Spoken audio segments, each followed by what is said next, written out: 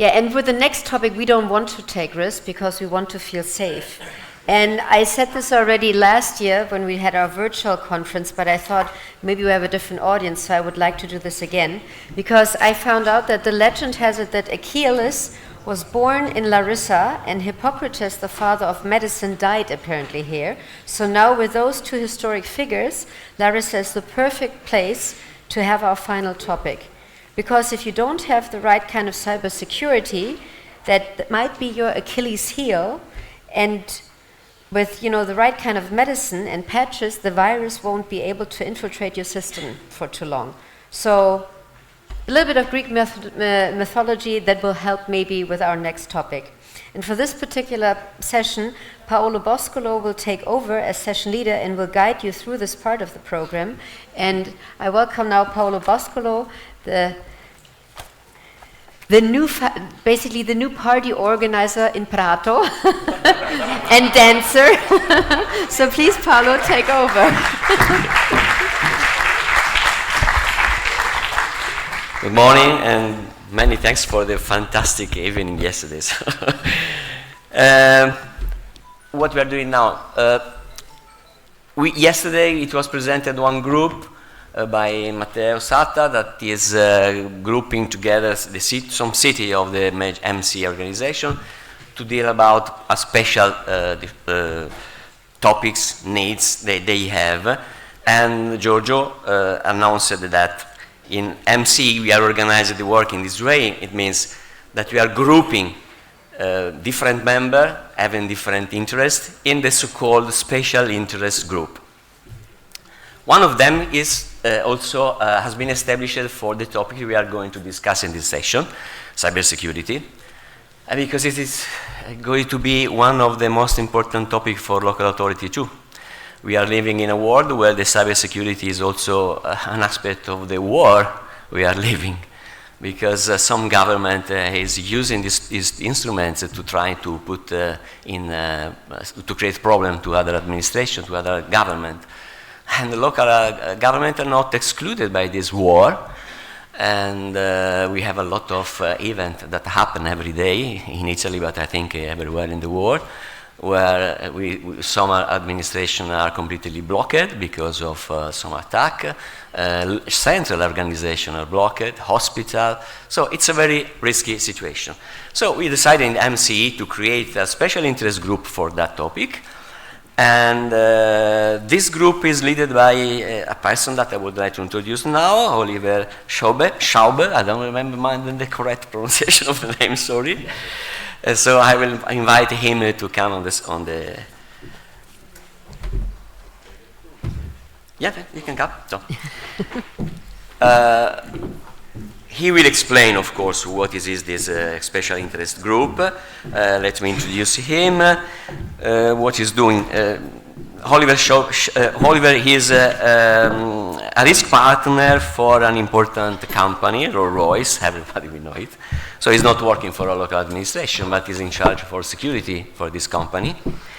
And it is also involved in research. He cooperates with university. He wrote a lot of articles on this topic and many other topics. In particular, he is involved in cybersecurity, but also in entrepreneurship, strategy, knowledge, innovation, and change management. So he's the right person to lead a group like that. So, Oliver, it's your turn. If you want to introduce and tell something about this group you are leading, please. Good. Good morning, everyone. How do you feel? Good morning. About time you were back. I heard from a friend that the band stopped playing at 2:45. But then they started up again as well. So, yeah, that's what I heard. But I want to thank everyone, the organizers. I don't think I need one, but for absolutely a wonderful event. For those who were there, fantastic. Thank you very much. And actually, I hope I can come back to Larissa and see if this is every evening, right? So I'm around for a few nights still, and let's see if this was just an exception along those lines. So my name is Oliver Schwab. We have, what do? Steph, you said, Steph, where's Steph, right? We shouldn't be risky. Well, no risk, no fun, right? Let's be honest about that. IT is not a place where we should do experiments. It's something we don't see. Every single presentation we had during the last few days talks about wonderful solutions for our citizens. Behind these solutions are processes. Behind these solutions are IT technologies, which we can secure. There's a war raging out there and has been for many years. And above all, we have something called human factors. So all the security organizations in the world, they can do all the best with tools and everything like that. As long as we are engaged, as long as we as humans use them, things happen. And I heard a wonderful short sentence. Was it last night? No, not last night. I can't remember last night that well. Two evenings ago, we click too fast. So if somebody remembers they told me this, please remind me. But that's essentially what's happening. We cannot protect you fully. And the consequences can be massive. Has anyone in the room ever been hacked? Been impacted by a virus? Anyone in the room? You must be sincere, of course. They should confess it. You should confess it. Okay, let's do it the other way around. Who has had COVID? COVID, who's had COVID? Put your hands up, it's not a shame, you know.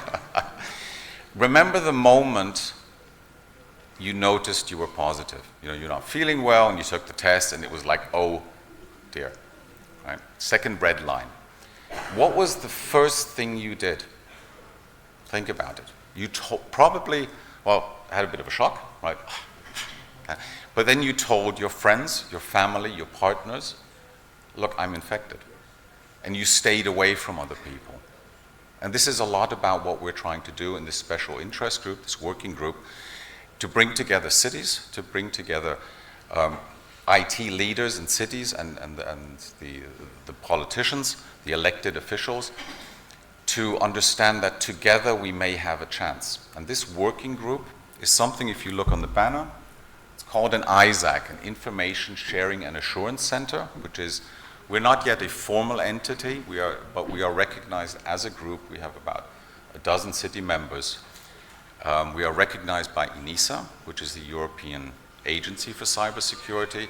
There are about half a dozen ISACs, verticals, which we are now a founding member of the EU Council of ISAC. So I think major cities Europe, you are giving birth to something wonderful. Thank you very much.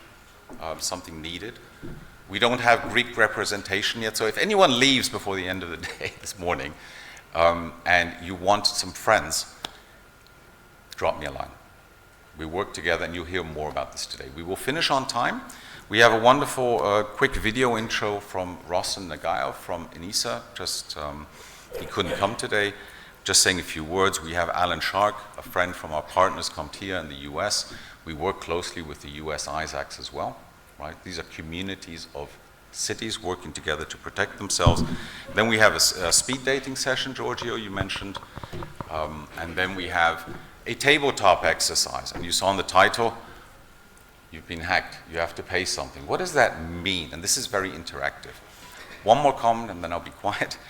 If you look at our title, it's called I4C, so ISAC for Cities, plus. The plus means we don't talk about too much technology, cryptography, blockchain thing. We talk a lot about creating personal relationships. So if something happens, Paolo and Prato, why not warn the colleagues in Ireland? Why not tell them something's happened? They are friends, just like COVID. Something's happened, I tell my friends. And this is actually the real way of work. It happens everywhere. And everyone's so quiet and listening. This will be a very interactive session. Right? And stay. It'll be surprising. You'll have some fun. We can have a conversation. No one's been hacked here. No one does risky things. Okay, well, do you know, who knows a friend who's been hacked?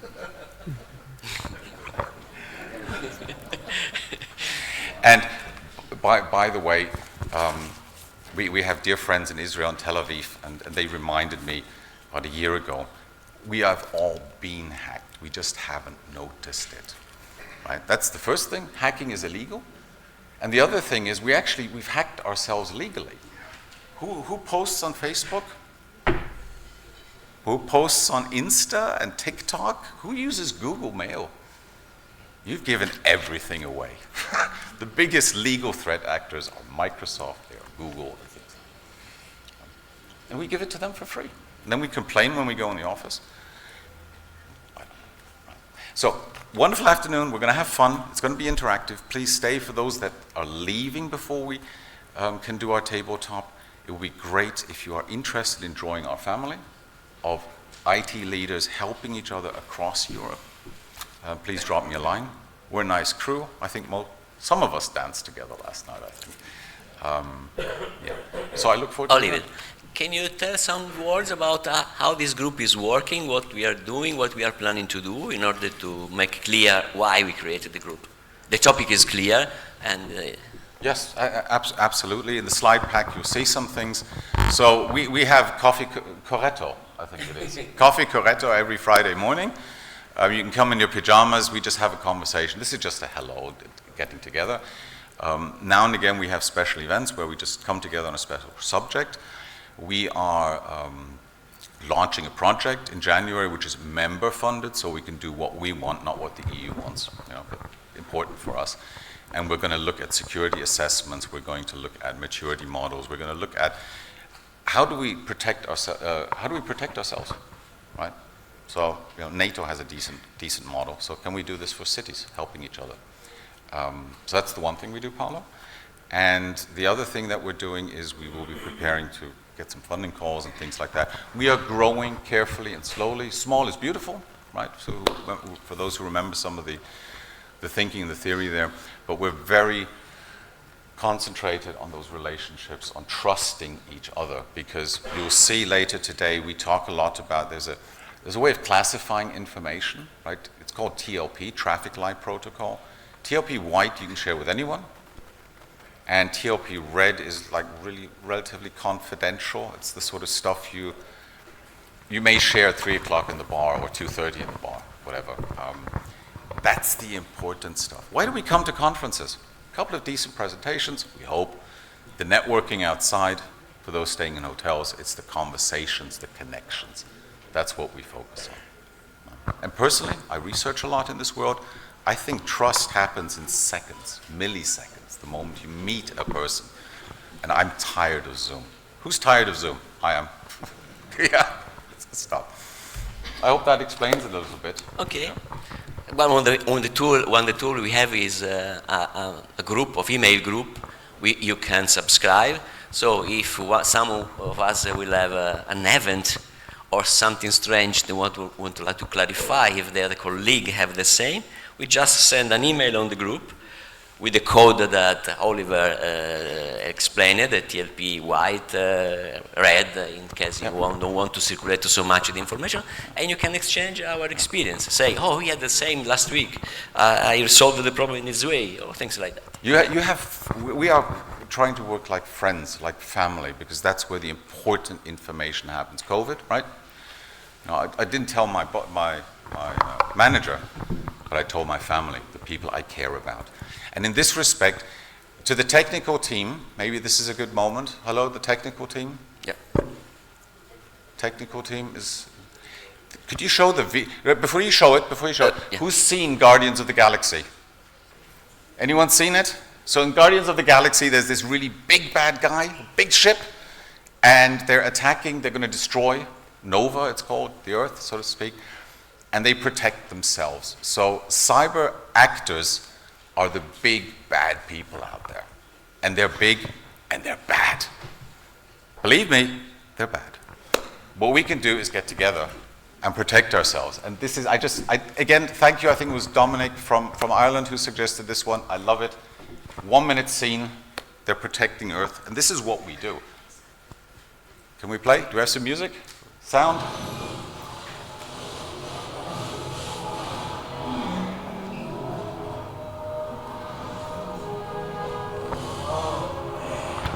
All Nova pilots, interlock and form a blockade. The guard actor must not reach the ground.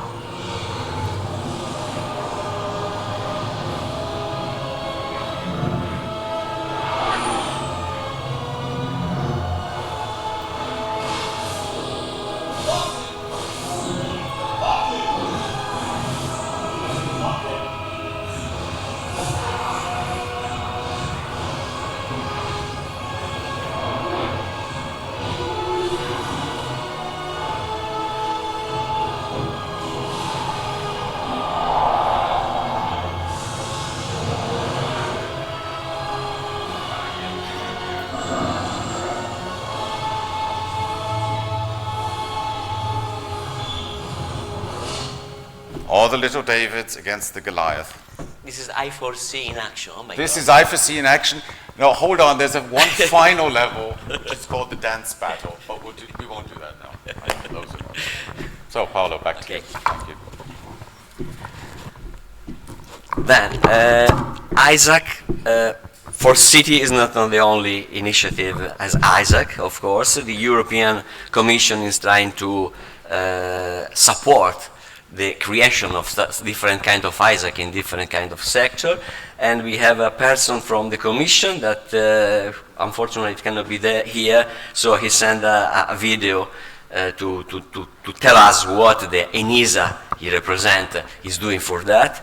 It's Rossen Neidenhoff, and just a quick read on its biography. Since 2015, he is an officer in Network Information Security of the European Union Agency, the ENISA. He had a broad experience in all aspects of the risk assessment, auditing, and vulnerability management, direct experience with the different scanning tool, security consulting, and vulnerability management, interested in anything related to the new technology in the field.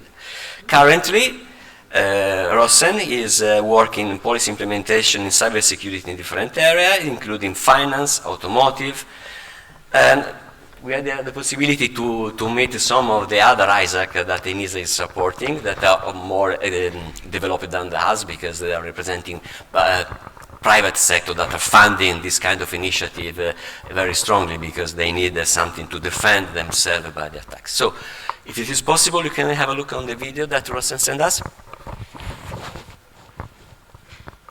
Dear colleagues, my name is Rossen Neidenhoff and I work for the European Cybersecurity Agency, ENISA.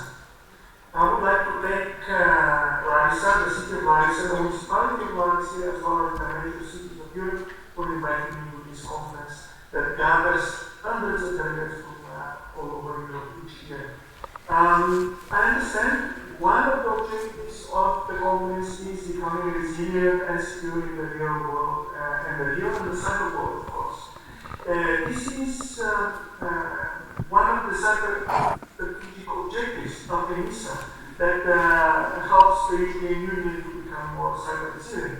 We do this by helping the communities to exchange information about attacks and incidents and how they can protect themselves. Sharing information and knowledge network in the European cybersecurity ecosystem in an accessible, customizable way helps to achieve the cyber resilience throughout the European Union. ENISA helps to achieve this through the support of the creation of the European Information Sharing and Analysis Centers, or ISACs. Usually, ISACs are a private-public partnership between stakeholders exposed to similar cybersecurity vulnerabilities, threats, incidents, and so on. ISACs also collect and share actionable information to their members and provide them with tools and practices how to mitigate risks and enhance cyber resilience. With that being said, I would like to welcome and congratulate the starting of the operation of the ISACs for Cities.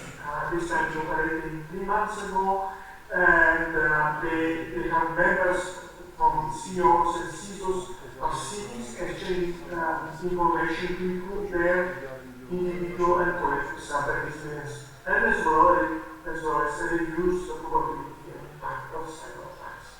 The goal of ISAC for Cities is to support a more effective and sustainable implementation of digital solutions for citizens.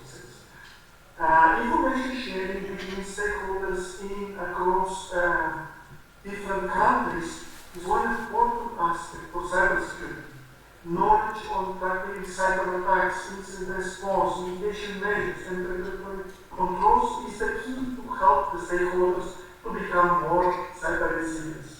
In closing, I would like to congratulate the ISAC for Cities for starting their operation and helping the European Union and European cities in becoming more cyber resilient. Thank you very much and good continuation of the cyber conference. We can applaud even if we cannot hear ourselves, of course.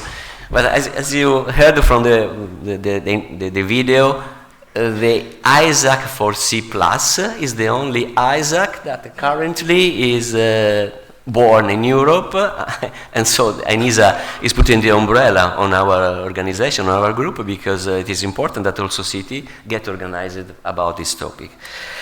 So the next speaker, Alan Shark. This is also a friend of MCE. It is always participating every year. Is the Vice President, Public Sector Engagement Executive Director at the Public Technology Institute, PTI. We are in the United States, so major city of Europe has not only friends in Europe, but also outside Europe, in particular at the other side of the ocean. Now part at the Computing Technology Industry Association, CompTIA, in Washington since 2004. He's a fellow of the National Academy for Public Administration and chair of the Standing Panel on Technology Leadership. He's associate professor of the School of Policy and Government at George Mason University. So he's expert in transformation. He has introduced a lot of our session in the conference, and he's also very expert now in this topic of cybersecurity. He will explain, of course, some element about the resilience in local government, because the resilience is also affected by the fact that we can attack by hacker. And then we will see later on in the morning what will happen, because there will be a very interesting experiment. Alan?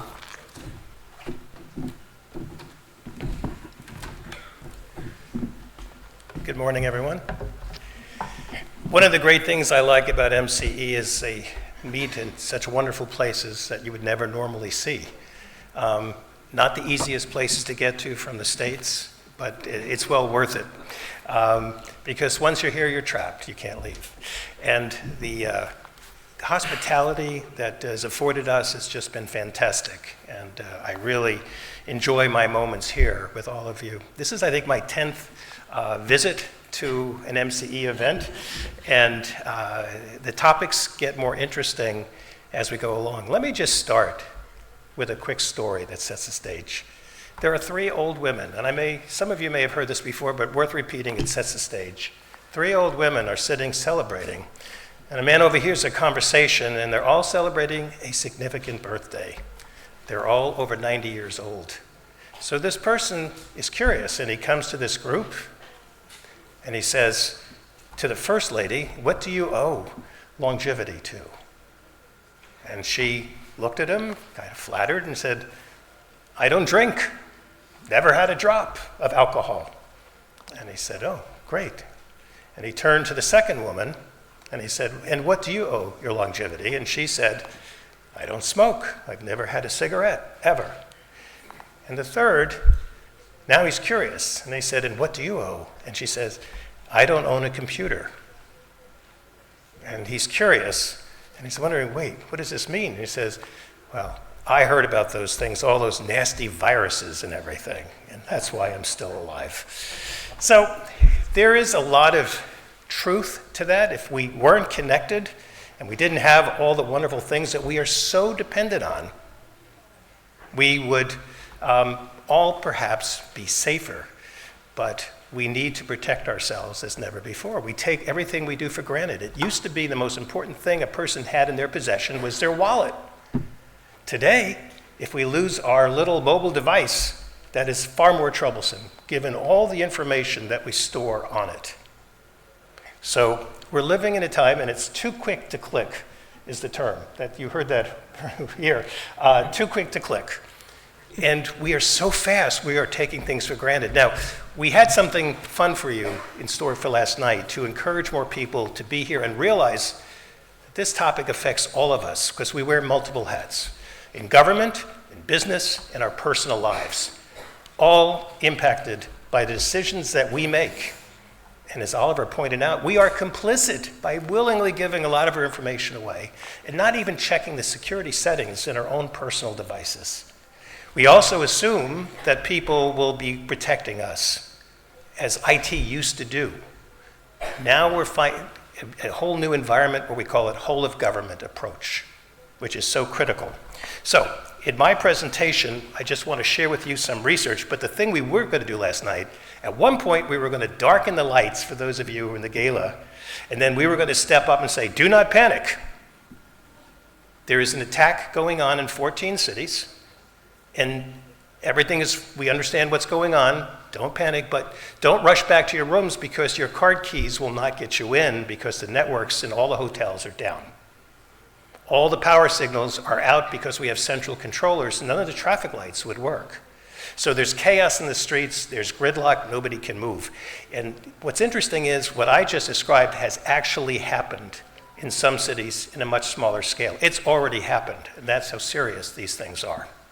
So when I look at the research that we have, look at all the headlines that we're dealing with right now. It's scary in terms of there is a hack almost reported every single day, each one worse than the one before. So the headlines are full of this. We're almost frozen. And in a recent report, which is interesting, many public safety agencies remain unequipped to defend against cyber attacks because the criminals are smart. I grew up in Brooklyn, New York, and I grew up by very modest parents who said, crime does not pay. And for many years, I believed that. I never thought I'd be telling my now adult children that for many, crime does pay. And we need to change that equation because people are making billions of dollars and we are all paying for that in society. So we also have to worry about internal threats. We take for granted that these are people that are coming from other countries, and there are four, principally. There was a recent report released just this week that shows that 73% of ransomware attacks was coming from Russia. The rest are coming from China, some from Iran, and some from North Korea. But we have internal controls to worry about. Disgruntled employees. This little thing, ex-employee shuts down the police department website over pay dispute. And there are many examples where people suddenly get angry, and where they might have taken it out in different ways, they take it out electronically. Troubling also is some of the recent research when we look at the average attacks and what are the different kind of things that we're looking at, and you realize that education, research, government, and the military are the prime targets of most attacks today.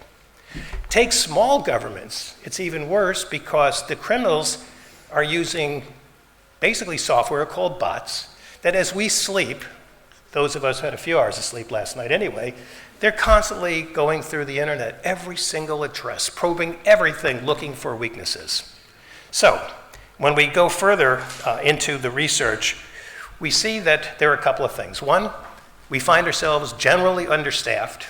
We find ourselves generally underfunded, undertrained, and yet governments are more vulnerable because we maintain massive amounts of information that no private company has, unless you're a credit bureau. And then there's the political risk of blackmail, the embarrassment to government officials, and all the pressures that we face that you don't have necessarily in a private sector.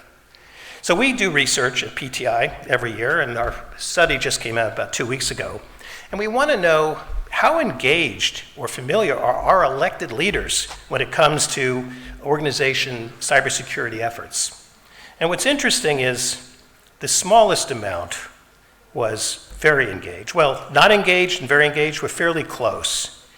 61% said somewhat engaged, which tells me that we have a gap here. And I was quoted in a survey last year when we realized, when we asked people how often do you perform cybersecurity awareness training and changing of passwords, we got some good numbers, but the one surprising thing is most local governments provide cyber awareness training, but 25% of elected leaders have written in that they are exempt. And this is troublesome because they are the ones who should be setting the example, and they are the ones who are most vulnerable because they are the most publicly facing individuals. Could cause harm to the entire organization. Do as I say, not as I do, is dangerous. We are dealing with that today through intimidation. But that's why associations like major cities and my organization, PTI, are so important, because we can say things, and the ISAC sometimes, we can say things that individuals politically can't. That is the beauty of community. and getting together. Other quick research, is your cybersecurity budget adequate? 63% said no, we don't have enough money. And not surprising, of course, right? And then the next policies, does your organization have a dedicated individual? Because it is so complex today. All those in charge of tech can't do it all, and some must. They have no choice. How many people have a CISO or equivalent, a Chief Information Security Officer? And the answer is 61% do not, 39% do, so just under 40%. That is a major change. We're seeing more local governments actually assigning somebody that responsibility. So moving on, we did research. These are the 12 areas of CISO areas of concern. Ransomware is number one, followed by zero trust, which is a shame because we love to trust each other. And we know the internet was built on a platform of absolute trust and naivety. I've talked to some of the people, they're still alive, who basically were the architects of the internet. It was never developed to be the mass communication network that it is today. It was developed for research institutions in the military, in colleges, universities that knew each other. So now we have to go the opposite direction and decide we can't trust anybody. And if I send you something, you need to know that it really came from me. So the idea of verification becomes far more important. So we have to worry about cloud because everybody is moving. It makes sense in so many ways. But we have to understand access. We have to understand cloud security. We have to understand VPN and alternatives. We have to make sure that our equipment, our devices, all the mobile and endpoints are protected. Now we have to worry about supply chain. We were affected by two major attacks last year by two very well-known companies, and many local governments and federal agencies unsuspectedly were downloading upgrades, not knowing that the upgrades themselves were infected. And therefore the infection just spread and they became undetected. We have to worry about more training, and training should not be just once a year, it's gotta be continuous. We have to worry about a remote workforce. We now know that people are not going back to work as before. We have a mixture, a hybrid kind of situation in the States. Asset management, we don't know where our equipment is. We take that for granted. Where is our equipment? Can we account for it? Who has it? Is it stored somewhere? Has it been disposed of properly, if so? And then understanding ID, authentication, and management, that I say who I am when I do an email. Having some kind of cyber insurance as a backup. And making sure, speaking of backups, do we have clean backups so that if something happens that we can restore the system? So these are all the things, and these slide decks I think are all going to be made available on the Major Cities website. So this is the kind of things that I've just gone through, expressed by Chief Information Security Officers and CIOs. So back to some more research real quick. When we look at some of the trends by upper management, one of the things that I find troubling is the number one thing, there is a belief that the current security is good enough, quote unquote. And that's really problematic. Followed by different kind of priorities of other technology initiatives, and then under that, lack of budget. But belief that the current security is good enough is very troubling to us.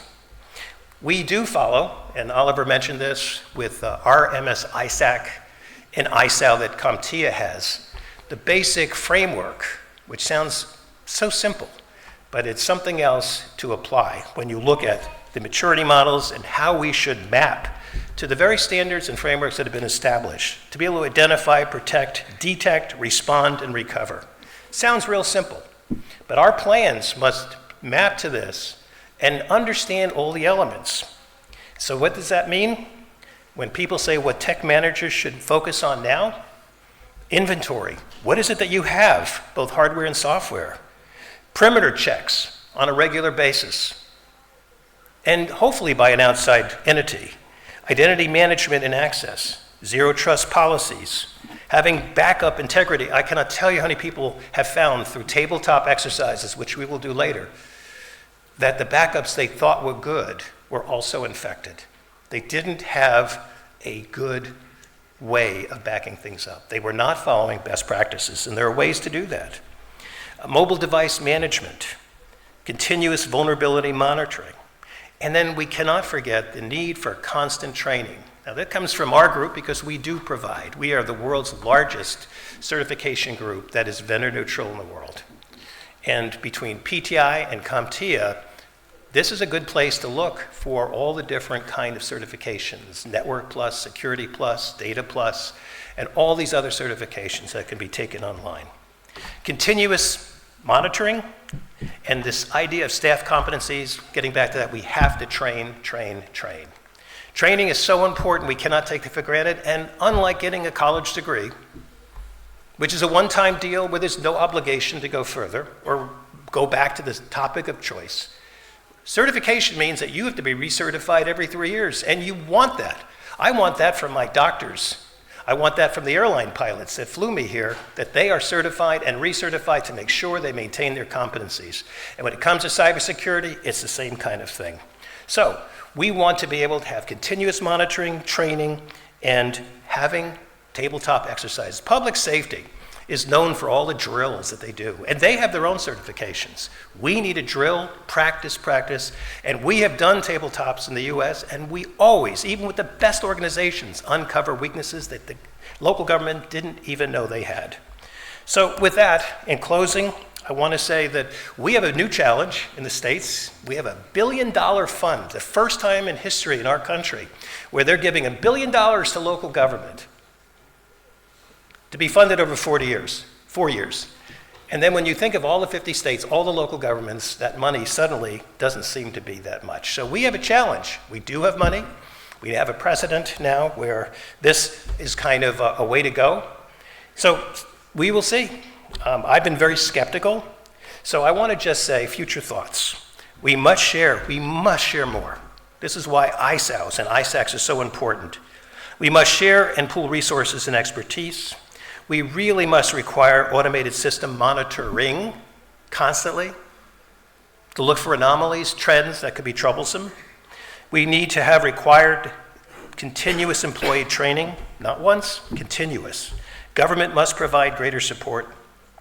And then consider, in some cases, if we can't do the job, we have to turn to the private sector who might be able to do the better job. So, those are the things that concern us, and I think that ends my presentation right on time. Amazing. All right, thank you very much.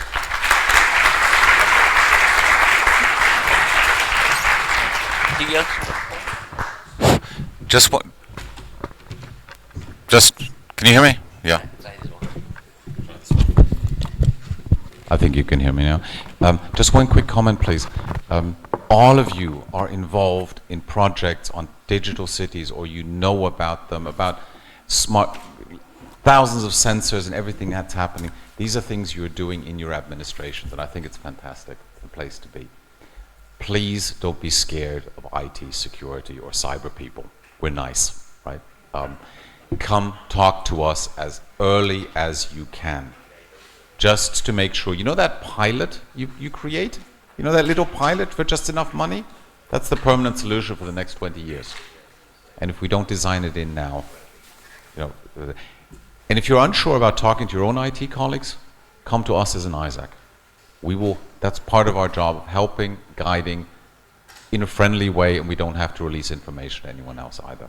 Please be careful, because this is in IT security the biggest headache. You're all doing a wonderful job, but you forget us. And it comes back to bite us, right? Okay, thank you. Well, as a public administration, as a municipality, we are aware that we must be organized to face some other event like flooding, a strong rain, or strong snow, or traffic jam. And what we do for that? We have an office that is in charge for managing this kind of events, and this office is making exercise in order to be prepared to respond. Why we don't do something like that to deal with another threat that is the cybersecurity? So this is the topic of the last part of this morning. I will ask Stephanie to come on the stage to manage the last part of the morning. No? Who is missing? No, it's not in the program because it came last. Ah, I don't know. Sorry. Do you have the name of the person? Because it is not in the program. Sorry. Okay, I take care.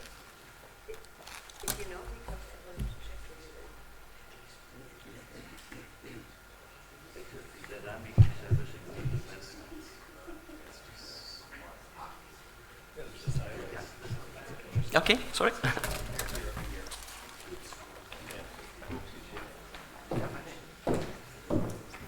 So you can announce it.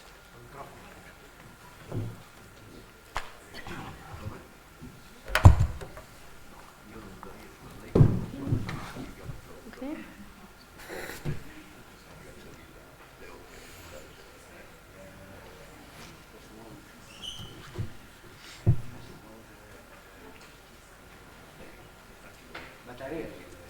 Ah, we don't have apparently any battery, so, but I still have you my can use voice. that one. Yeah, I can use that one, maybe.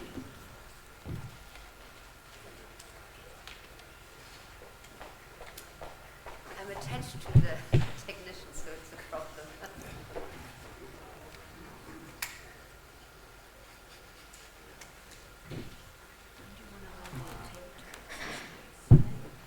I'm just saying this guy. Okay.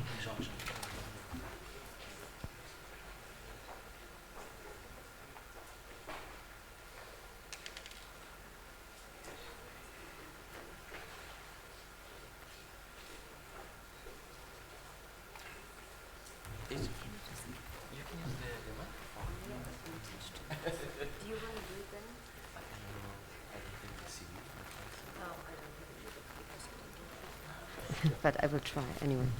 Okay. She has been hacked.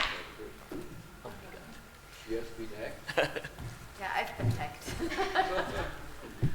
You haven't been hacked in the microphone system, huh? We should. Yeah, if Giorgio wants to do it, then I think it will be easier. Giorgio, do you want to do it? Because I have a technical issue.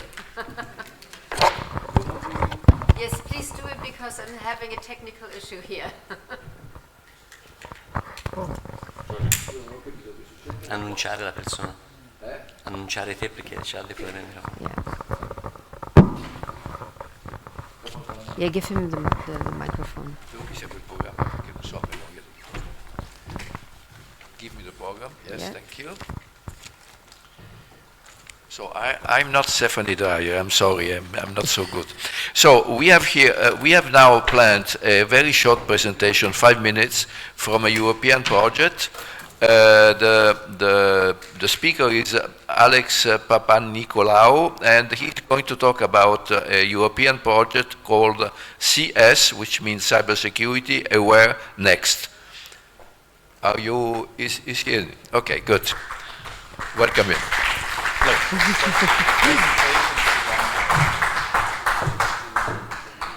need different slides. You need what? I think so. No, we're okay. Yeah. It is not my presentation. I don't know. Yeah, apparently. Those are ours.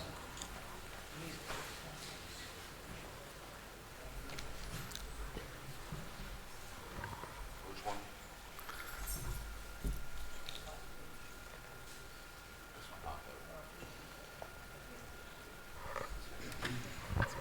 5 minutes.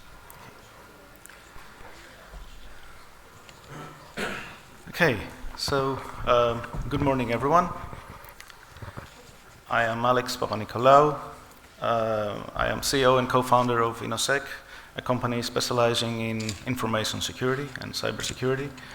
And we are participants in this new EU project called CS Aware Next, which is what I'm be talking to you about. Okay, so how it all started? It all started back in 2017 with the CS Aware project, which was a Horizon 2020 project, and it successfully concluded in 2020. It's point was to provide real-time cybersecurity awareness. And this involved, amongst others, cyber threat detection and mitigation once a threat had been discovered. And we used a socio-technical approach. The way detection was done was mainly by gathering and analyzing log files from computer systems and using additional information in order to improve analysis and detection. And this extra information was either cyber threat intelligence or even information, for example, from Twitter accounts, from information security specialists. There were 2 pilots. One of them took place in municipality of Larissa, Greece. Here, this was where an instance of the CS-aware system was installed, and the other one was installed at the municipality of Rome in Italy. And I mentioned earlier that we followed a socio-technical approach, so I'll just go quickly through it to explain to you what this thing is about. I'll start off by the easy part, the technical one. So suppose we have the question, is this IP address a malicious one? Well, there are ways, well-established scientific ways and checks that we can do in order to find out and have an answer to this.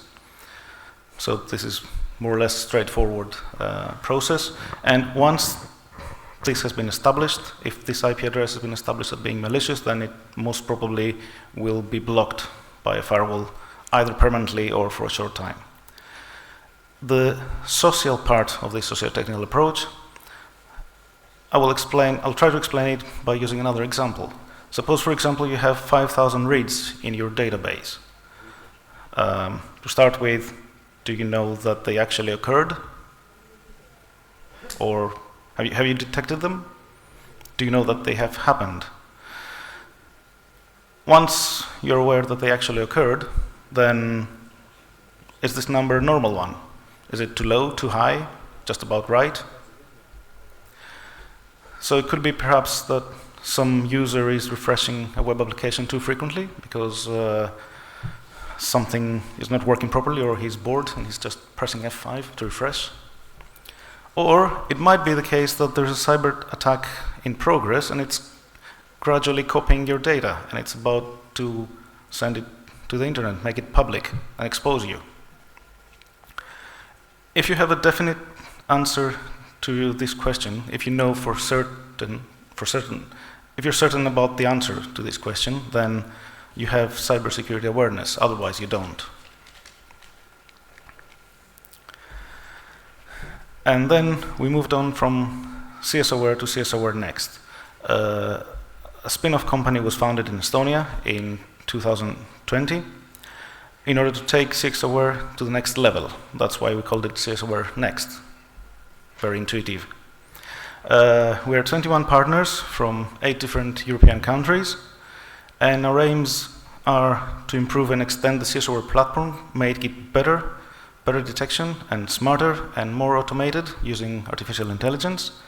We also want to address cybersecurity risk and incident management in a more dynamic and collaborative way. You've already heard by the previous speakers that collaboration and information sharing is very important, and this is what we actually believe. And this is what EU believes, and this is why they funded our project. And we also have a strong focus on ensuring disaster recovery and business continuity. There will be 2 pilots of CS-aware Next. One of them will be in Larissa, since we've already worked with them. There is some experience, and we'll just extend it. And we'll include 2 more entities, DEAL, which is the Municipal Water Supply and Sewerage Company, and the other one is the 5th Regional Health Authority of Thessaly and Styria. The reason for including these partners is for showing the critical infrastructure dimension to the project. And the other one is going to be in Foggia, in Italy. It's this consortium for the industrial development area of Foggia. I'll leave the Italian people here to read the Italian words. So, if you would like more information about this project, I'll be more than happy to talk to you and explain you more things and get in touch. We also have a website. It has contact information there, so you can please, if you need any extra information, drop us an email, and somebody will get to you, will get back to you very quickly. So thank you very much for your attention. Thank you.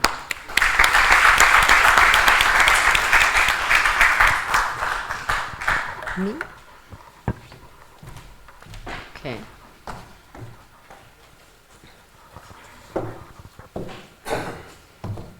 Well, I thought Paolo is going to tell us now that we are on the tabletop exercise. Oh, okay. I don't know who will tell us now that we've been hacked and what's going on. So, as Oliver and Ellen already told you, we need to have some kind of interaction, and I don't know how Oliver is going to do this now with us being in the auditorium, but apparently we run a tabletop exercise where we need some volunteers. So I think I will give sort of you in the capable hands of Oliver to tell us now how we run the exercise and what kind of help he needs. But I encourage you all to participate, because I think you get more out of it if you are part of this kind of exercise. So please, Oliver, Thank you, Steph. do your best. So, microphone. Right now, lock the doors. Yes. Can you understand me without it as well? It's better with the mic? No, it's okay. I'll use it. I guess that's better. So lock the doors right now. We have about an hour and a half to stay on schedule. I think after that we wanted to have a sort of panel and open Isaac discussion with the members. So if we say 1 o'clock, is that okay? How many people will leave before 1 o'clock? Just a question. 1, 2. Okay, just to understand. Hold on. Ireland, you're not leaving, no. What time do you have to leave? At 2. Okay, so 1 o'clock, so a bit earlier. Okay. Yeah. Okay, so what we're going to do now is, maybe we can have some slides up. We're going to work a little bit. Oh yeah, one question. Who has the translation device, English to Greek? Who needs it now? Anyone? Okay, because otherwise we'd have to adapt to this. So Alan and I are going to take you through, I'm rolling up my sleeves because we're going to work together on this. We're going to look at what happens when there's a cyber incident, and we're going to take a public administration as an example, and we're going to work through it together. We've recruited 1 or 2 roles already. We've asked them to play, and we will ask others to contribute as well, if you like. Now, we have lots of IT experts here. So who's an IT expert, or not expert, who's in the field? Just raise your hand quickly so you know them. These are your friends. We'd like to have people involved now who are, well, public administration. We have other skills. Right, so this is the first thing. We can go, how does this work with the slides? See, I haven't learned how to do this. There we go. We're going to go through an exercise. And if we have time, we're going to repeat it. And the exercise is always, it is fun. We're not going to expose anyone. It's the way reality happens. And it's always good to test this. Who's been in a car accident? Anyone? I have, definitely, right? And I've always made it a point, and with my daughters as well, to go into the car training, where you learn just to hit the brake and things like that. Steph said something about don't panic. No, cyber panic. Panic. What I mean by panic is there's this red button you have to hit to say something has happened, something wrong has happened. And hitting a red button is difficult. So when I was a younger man, I spent several years as a submariner in the US, in the US Navy, and we were actually trained to hit alarm buttons. because there's a resistance of human beings to hit an alarm button. We have to train this, we have to practice it, just like with cars. You know, go to those training courses where you hit that brake for a full stop, experience it. You saw the video? This is what our ISAC is about, friends helping friends, connecting together, we can do this. What was it, Alan, clicking too fast? Too quick to click. Too quick to click, I need to write that down because I'll carry it with me. Too quick to click, we're too fast. I've definitely done it, you know, click through, deleted stuff. You know, deleted, it was like, I shouldn't have done that. This is the idea behind it. We can work together, we can practice. This is our ISAC. I'm not going to talk through the whole slide. We're trying to build this community. We are building this community. And a couple of, Greece is, we don't have Greece really sort of represented, right, do we? No? Huh? We need some of them. We need you. We need you. Otherwise there's that gap in that network, right? Cyber has no boundaries, has no geographical boundaries. And I'll hand over to Alan now to sort of share what we see, I guess. Thank you. So in our simulation, it's working. So in our simulation, we have a number of different categories of people in the audience, right? We have government, we have vendors, corporate, and then we have higher education institutions and probably other. Everyone, think how this could affect you in your business or in your local government or your water treatment plant. And I have to say, it is such an interesting environment. Our previous speaker was talking about protecting our infrastructure. In particular, he mentioned water treatment, an area that I am very familiar with. 2 college professors tried something very interesting. They literally developed 2 water treatment plants virtually. You talk about virtual twins, they just invented 2 water treatment plants that was supposed to be situated in 2 parts of the United States. Within 20 minutes, they became under attack from 4 countries. They were probing centrifugal forces. The bad guys had no idea it was bogus, it was not real. It was that convincing. It just shows you that everything that is displayed online is being probed constantly. So what you see here is a network operations center, or a SOC. And I was giving a talk last year to a number of local officials. I literally had a picture of a SOC and started from there because it has to be that basic. Could I have the clicker, please? So one of the things that we talk about is looking at resilience of your organizations. What we want to do through this little exercise is to just make you aware of cybersecurity from the governance and policy end. Now, most of us here, except for the few that raise their hands, are technical. And those who are not technical, I think we like to live in the mistaken belief that this is somebody else's problem, they're going to fix it, that's what they're paid for. That's not the case, and you'll see that. Because we have to make decisions when something happens, like the lights start to flicker. We can't get into our hotel rooms. The traffic lights no longer operate. The water treatment plant cannot give us water. The power plants no longer operate. So these are our goals to probably give you a sense of a realistic experience, and we do this. These are tabletops that we do, and I know the major cities of Europe did a webinar, and this is kind of an expansion of that effort. And we want to build strong understanding of things that we can do and we should do, and hopefully as you think this through, you'll make a list of things. So we want to get into our role playing, and I'm going to leave it to my colleague here to do the appointments, and then I will take it from there and actually go through the moment when you turn on your computer and realized we've been hacked. Okay. So this is where it gets a bit interactive. Please, we need a mayor. We need someone to start this off. Are you volunteering? No. Oh, okay. Do we have any publicly elected officials in the room? Is anyone publicly elected to their role? Elected? By the public. Yeah, because we'd want to avoid asking someone to do that. Because unfortunately, you know, it's a learning exercise. So, Giorgio's been. Last night, I was lobbying a little bit. And I think I cut a deal. May I ask you to be our mayor, Maria? A round of applause. Yeah.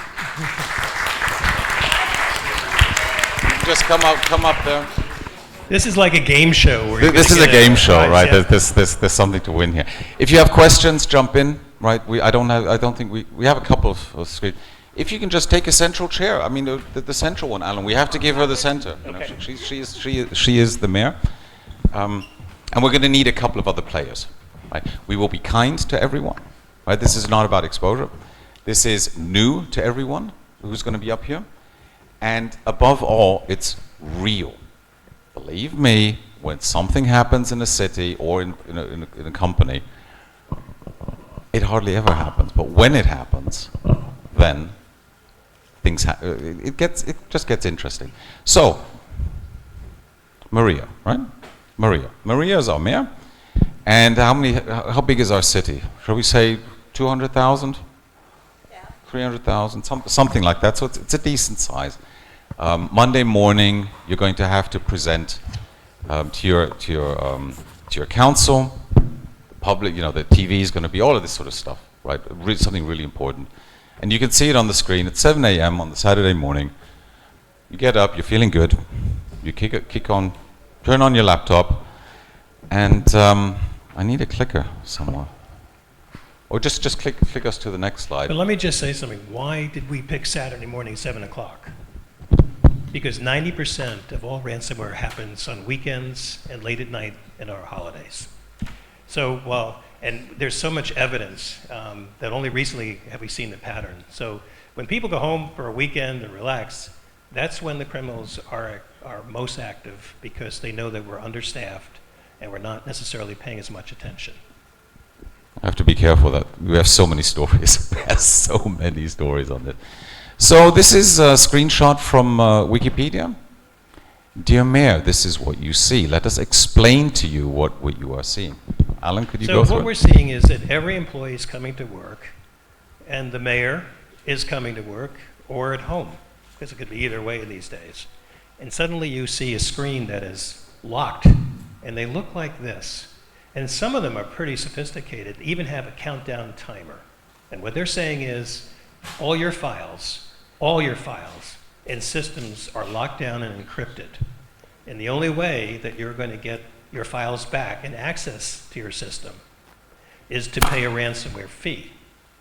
Now, the countdown timer is usually 72 hours, so they put pressure on you to pay anywhere from hundreds of dollars to millions of dollars, depending upon what they think they can get away with.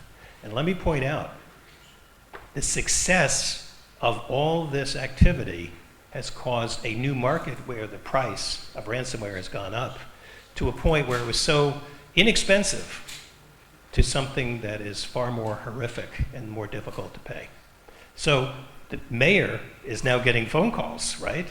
Because people are saying, we can't get into the system. What does this mean? And before we let you go and start solving this puzzle, so to speak, it's an industry. There are companies that you can pay to run ransomware attacks for you. Big industry. So I have to stop talking. This is what you see. What do you do? And if you don't know, I don't know, what do we do, Maria? Well, I'm calling Thanasis. Is it working? Okay. I'm calling Thanasis. Okay, He's my first phone call. who is he? He's our IT department. Okay, so he's head of IT or something like that? No, just an employee. Well, come up to the stage. Please. Is it okay? Is it okay if we ask you to come up? Okay. Because otherwise we do have alternatives. So, before we have the conversation between Maria and... Thanasis. Okay. Panas, 7 o'clock on a Saturday morning, are you reachable? Yeah. Usually not. This is may I very ask why not? realistic. Very realistic. Just give them the mic. Please repeat the question. 7 o'clock on a Saturday morning, why can't she reach you? Usually I am sleeping. This is real. This is real. Okay. I'm sorry for that. But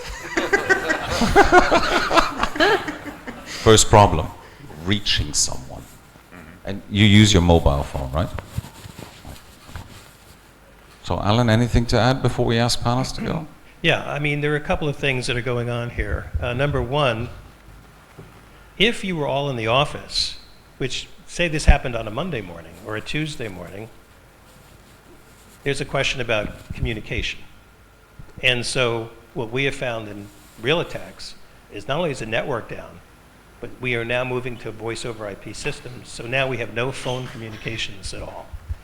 And so many people have found, do you have cellular backup? Do you have other ways to reach people when these things happen? And the very fact that it happened at home suggests that you probably have access, but the question is, do you have the phone readily available for your IT director? This is the thing, do we have the phone numbers? She can't get onto her PC. Huh. Yeah, so do we have them on the phone? So, I guess you ask him, and you see the same thing on your screen. Well, actually, I will explain to him if he's sleeping. I'm waking him up.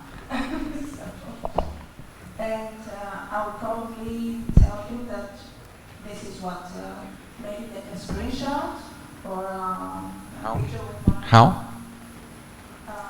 maybe with my phone. On your phone, okay.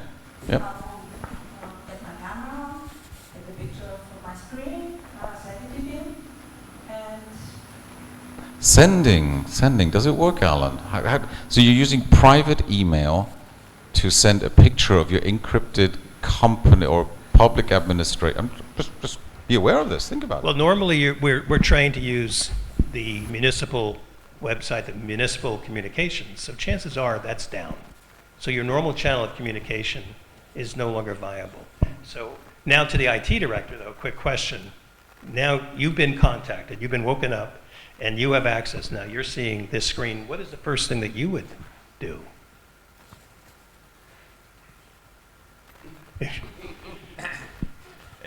yes. Is it working? Yes. Louder. Okay. I am starting some kind of an interrogation about posing questions and taking answers so I can get back the best feedback and gather information about what happened, what did you do last night, what was maybe websites or files you are Okay. So you opened and you go down. I'm trying to take the more answers that I can, the more information that I can, because if Maria was the mayor, it would be maybe the first and last time we will speak about this incident. So Yes. because she will email me the picture and she will tell me do what you want. Just recover my files. Yep, just recover. So he's going down the technical track, right? Absolutely good. You now get a phone call from your personal assistant. Oh, you have as a mayor. May I ask you to join us? I lobbied for a personal assistant last night. You see, I was doing a lot of lobbying last night. Yeah. Take this.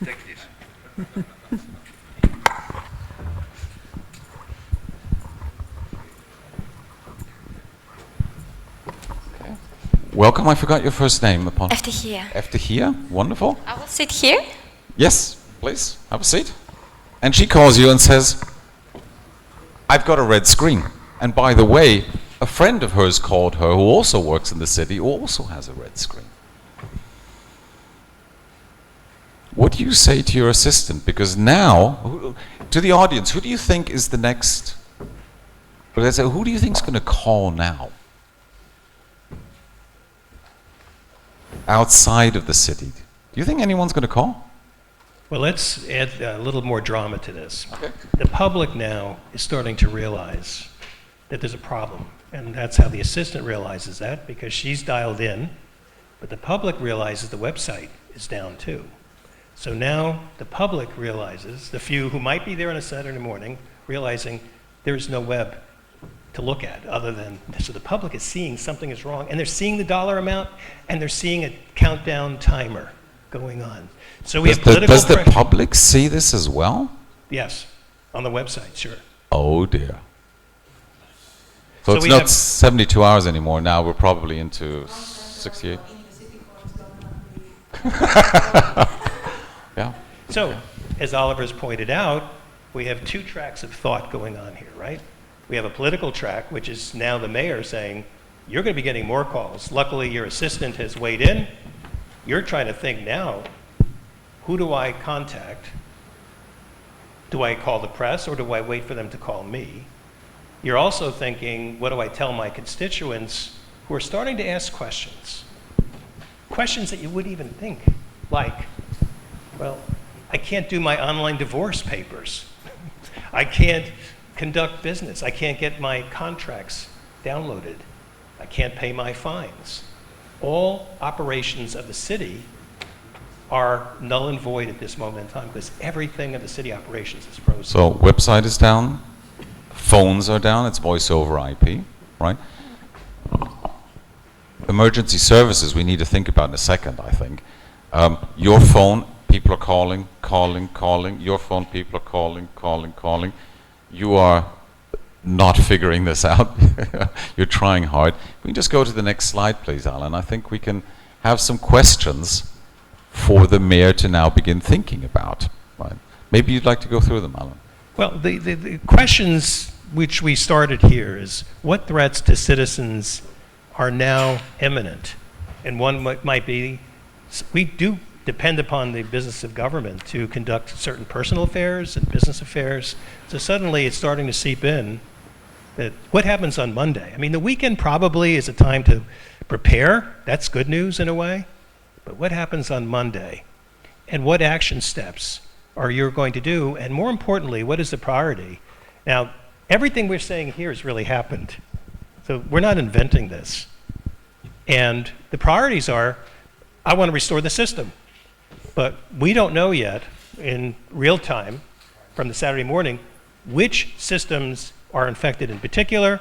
Is there anything unaffected? And if you were physically, which you're not, at the municipality, you might, the first thing you would probably do is turn off all your systems. You would just shut down the network, shut down everything to minimize any further spread, which may or may not help. But you're at home. So hopefully there's somebody there or is reachable or you live close by to kind of do hands-on analysis. Who do you notify? Now, laws vary. In the US, all of our 50 states have certain laws that are very similar. And one of the interesting laws state that if more than 500 personally identifiable pieces of information are exposed, the local government has an obligation to notify the press, not wait for the press, notify the press, and there are severe penalties if you don't. So this idea of who do you notify is quite important. So the question is to the mayor, are you aware of this, that you have these obligations? Because if we've never practiced this before, you're probably not thinking along those lines. Who speaks for the city? Because now the press is going to be calling you, and are you ready? Just to comment in that respect, first thing is, we're going to have another phone call in a moment, right? But the other thing is you talked about the legal aspect. And I'm just wondering, we've had lots of conversations in the ISAC around legal aspects. Ruth, could I ask you to talk just a moment on this legal aspect for a CIO in a crisis situation? Just to share some thoughts. Is that okay? If you say no, it's fine. Is it okay? So if we can just pass this. Or maybe join us at the stage. No. Don't push it. Don't push it. Okay, I think that. So Ruth is a friend of yours. She's in the ISAC as well. But you call her. Let me just make a suggestion because you know, if something happens, I should be. This is legal. This is begin. Please. A simple question. Where is in the police cybercrime department? So again. In the police. Mm-hmm. Do you think she should call the police? Why not? Okay, so this is a recommendation you've just Yeah, of received. course, yeah. Text message? The central government. Yeah, okay. And they all right. So we'll park this for a quick second, but somebody's already suggesting, why aren't you calling the police? But you remember there's something on the legal side, and I'm just picking out Ruth because we've had these conversations.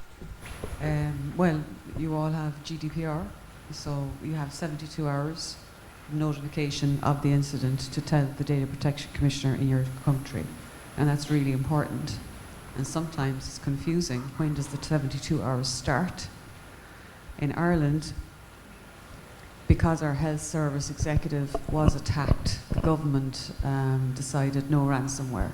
So even though it's not written in law, it is now recommended that we do not, as public servants, pay a ransomware attack.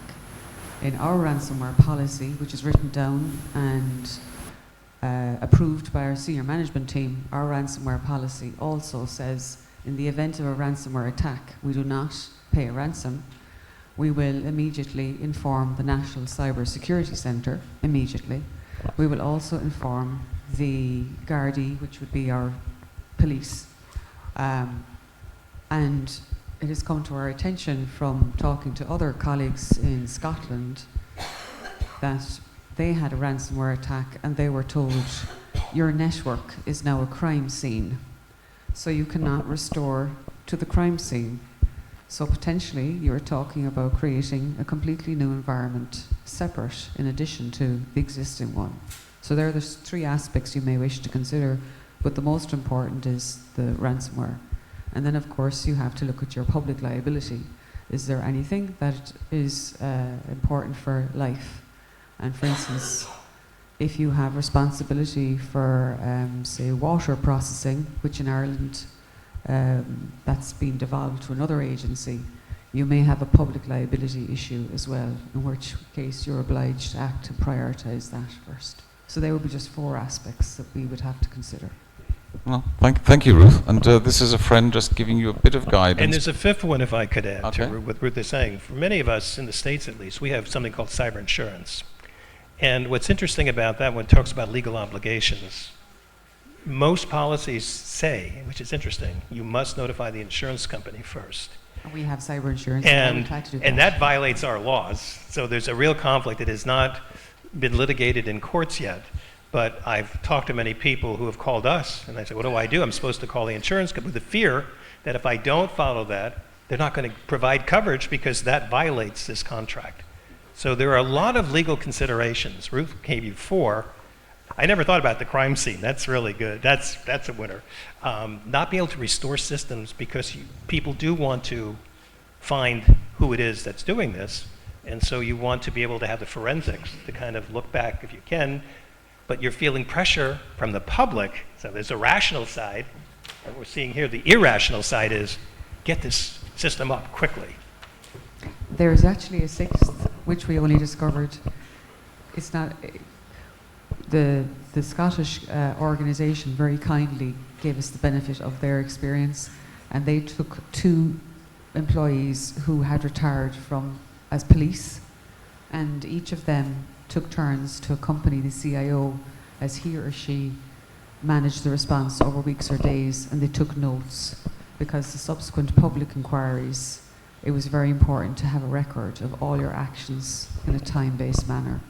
It also was an assistance to the CIO as he or she had to make major decisions, because you need that support. Thank you. And that is a really excellent one. On the police side, your police chief just called you. Would you be our police chief? We're being nice, you noticed that, right? Yeah. And while your police chiefs... We also gonna need our DPO, our data protection officer. Data protection officer. We're obligated to have a data protection officer in accordance with the GDPR. Do you want one now, or is it okay to leave them in the audience for the moment? Okay. Because as your police... I'm calling him or her definitely. Okay, so data protection officer, we need to make a note of. Before we talk to the police chief, just sit, it's okay. you get a phone call from, what is the big public newspaper in Greece? Or the news station? What, you know, what's it called? I don't know. NEA. Yeah. Okay. So you just get a phone call from one of the lead journalists saying, we've just heard you have a major ransomware incident and the city is down. What do you do? Not you. You getting the phone call. I do. I don't know. Maybe I will call the mayor. So could we have a journalist? Who'd like to be the leading journalist there? She's the journalist.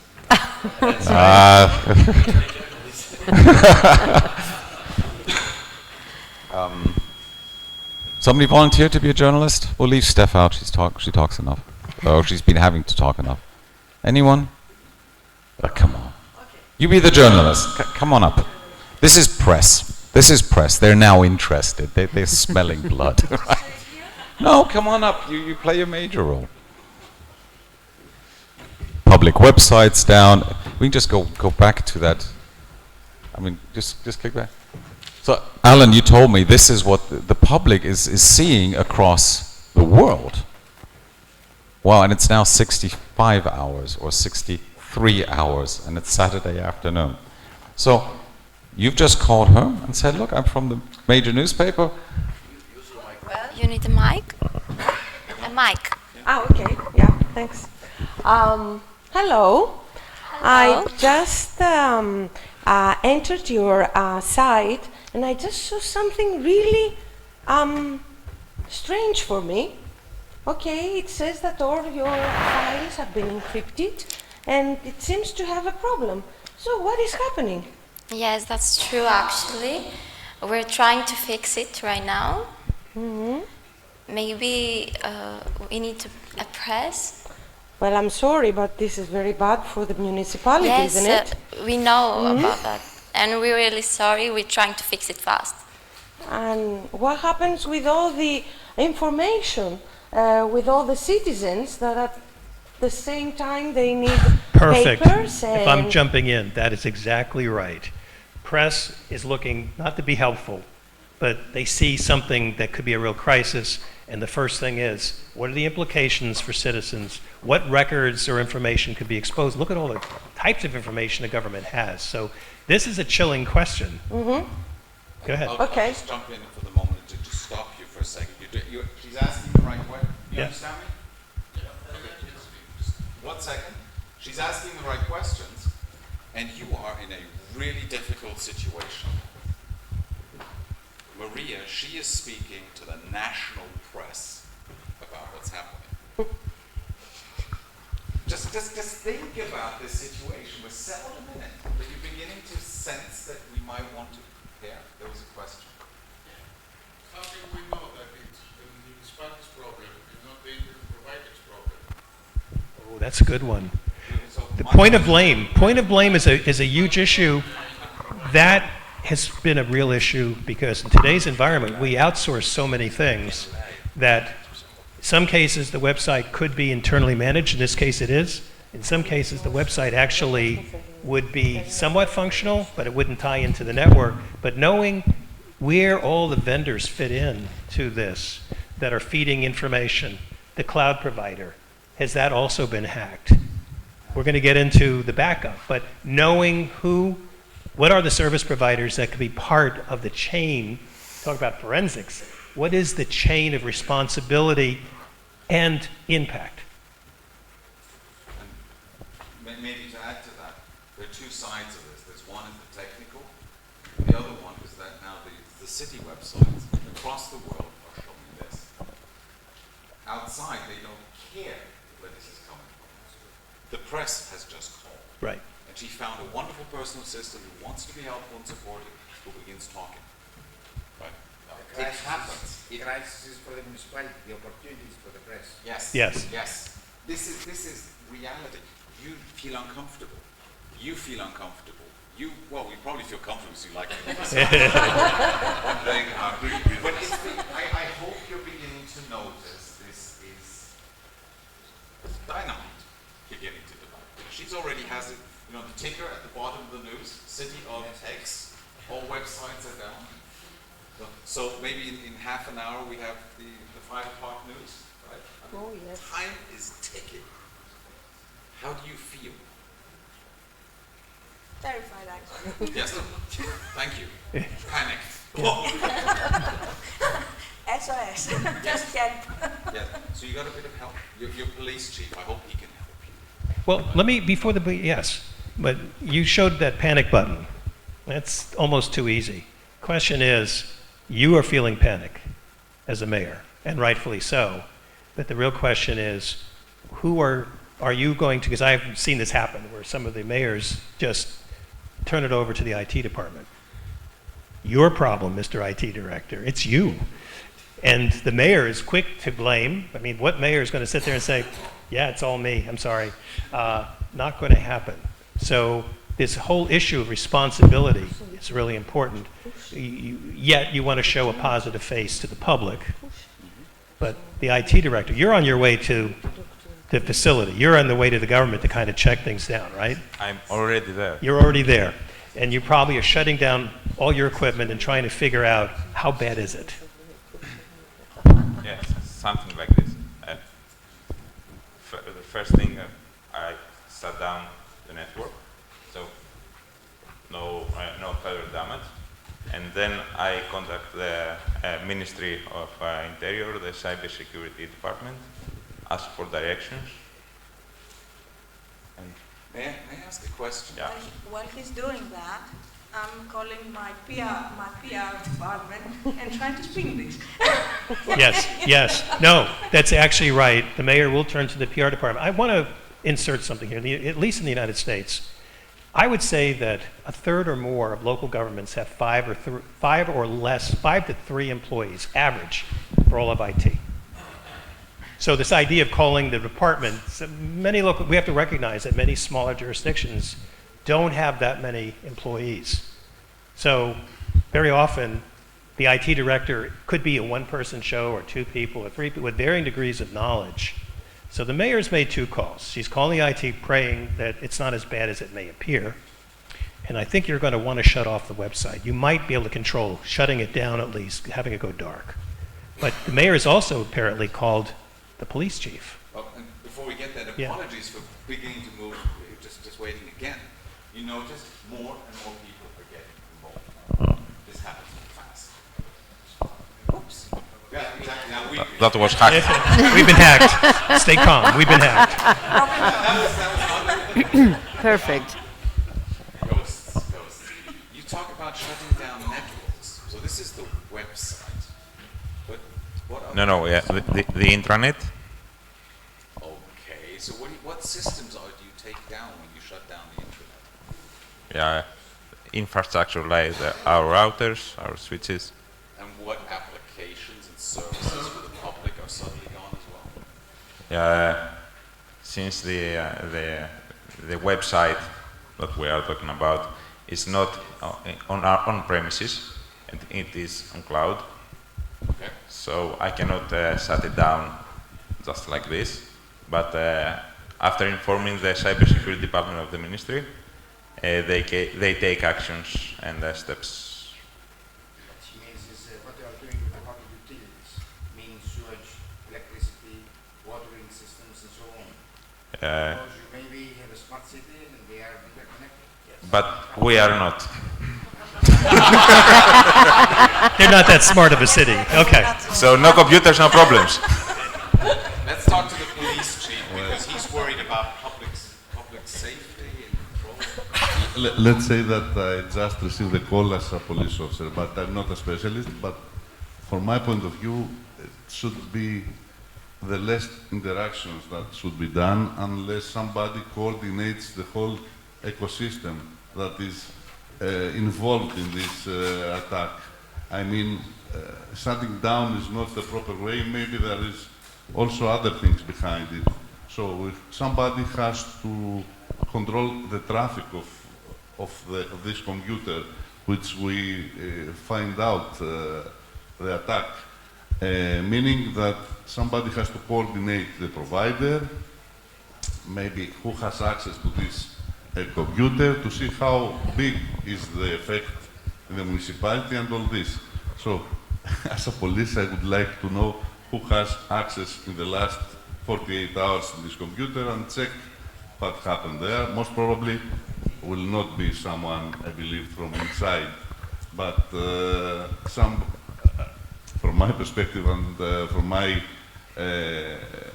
as far as I know from cybersecurity, a lot of things happen inside that help the one that is watching outside. You said something very interesting, which is about control, right? About this is a business or organizational crisis that is developing. National journals are calling. Police is getting involved. Lots of other phone calls coming in, right? And it's about getting this under control. Now you sound like, if you're the police chief, you know how to put things under control. You need help, right? Good luck. Definitely. Definitely. That's the first thing to say. Let me add two other questions to this mix. Do you have cyber insurance? Because if you do, no. Okay, you're really easy here. But thinking about a smart city with totally interconnected apparatus makes the target even more challenging. If you have cyber insurance, there's a whole other checklist of who you must and are required to call. Because many of the insurance companies are experienced in this, and they have their own negotiation, detail, and forensic folks that are experts that can come in 24 hours a day, 24/7. But I have to add another pressure to this. Everything we've talked about is who to call, figuring out, do we have a policy? What do we tell the public? But they've seen something on the screen we have yet to mention. The ransom request to unlock all the files is 250,000 euros.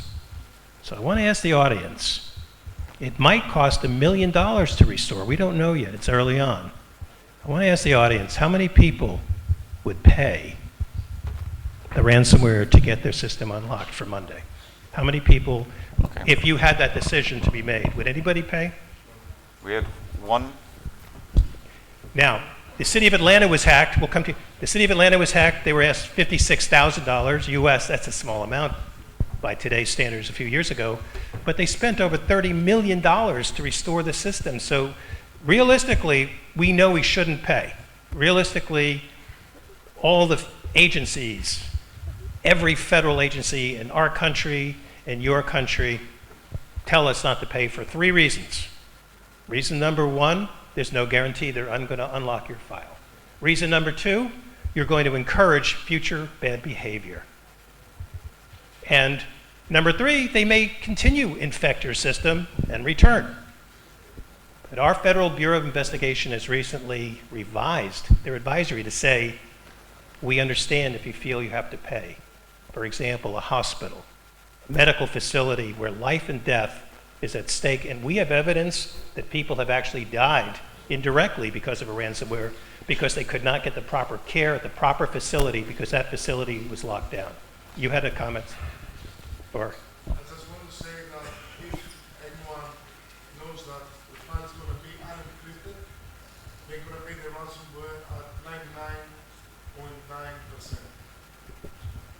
Yeah, the payment is tricky because there are 2 ways to look at it from the criminal's point of view, and then I'll stop in a minute. This is important though, because now there's added pressure, because there's a conversation going on internally. You're not going to make this public, but you are having a conversation, should we pay or not?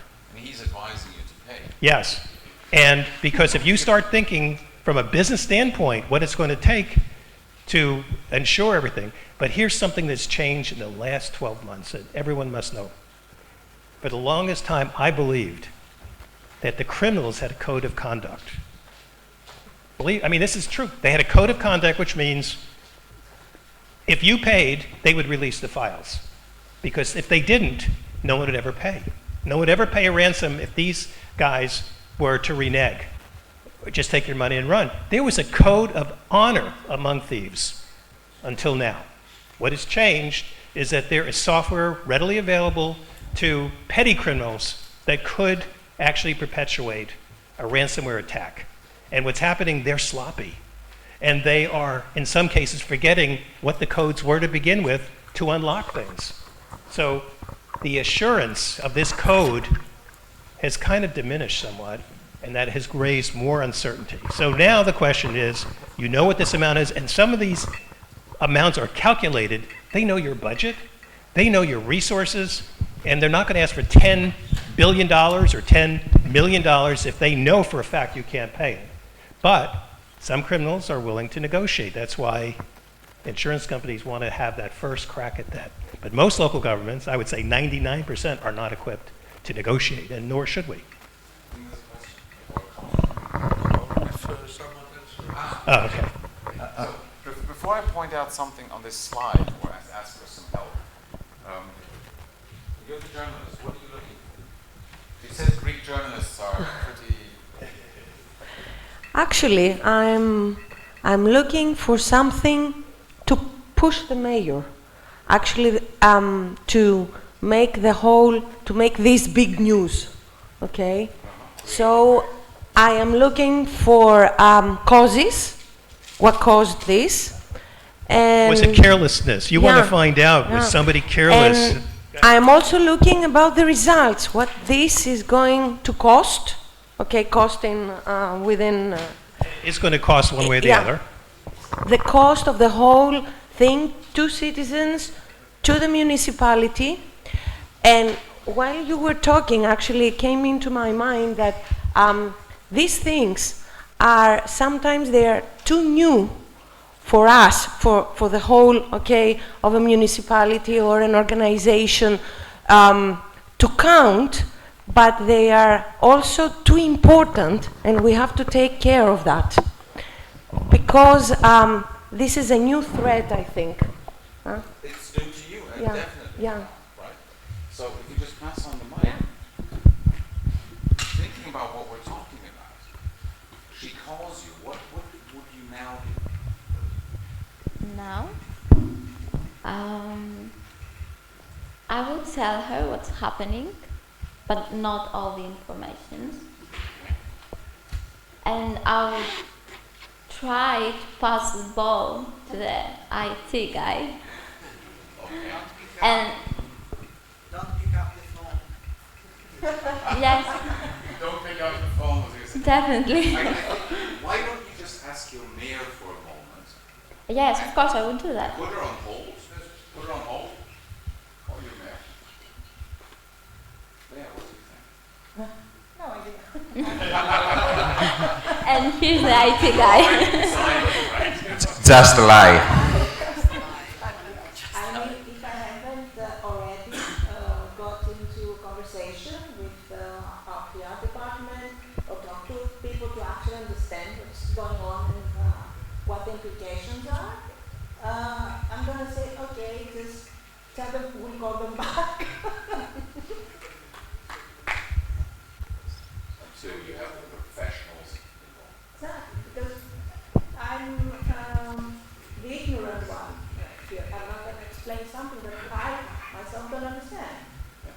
So I need to figure out things, gather the information, and actually ask the people who know about this and know the procedures. And That's why Maria is not a mayor. This is. Okay, as a police authority, I would say that I would like police to work in two directions. One direction is reactively. I mean, we have a crime, we go there and take over the situation in our hands. But it's also a preventive role of the police, and we see it every day. And this is working. I mean, police is saying that when you leave your house, take your keys, close your windows, do all these things.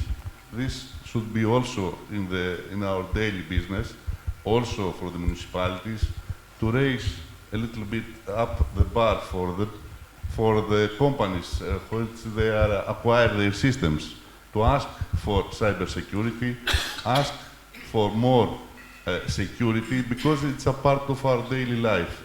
Everything has a computer. All the systems that is acquired from a city is based on computers and on PLCs and all these stuff, and more and more on cloud systems and Internet of Things. We see it every day. So they could raise the bar a little higher also for the cybersecurity and take care of the cybersecurity. It's a main part of everyday's business today, I think. Every sensor. But raising awareness. And to I make said the, that. Close the door and take the keys. Do you think it would be a good idea if the police officer would call the central of CSI cybersecurity, because in Greece we have a CSI? We'll come to that. but the pressure is increased. The police chief has been called in.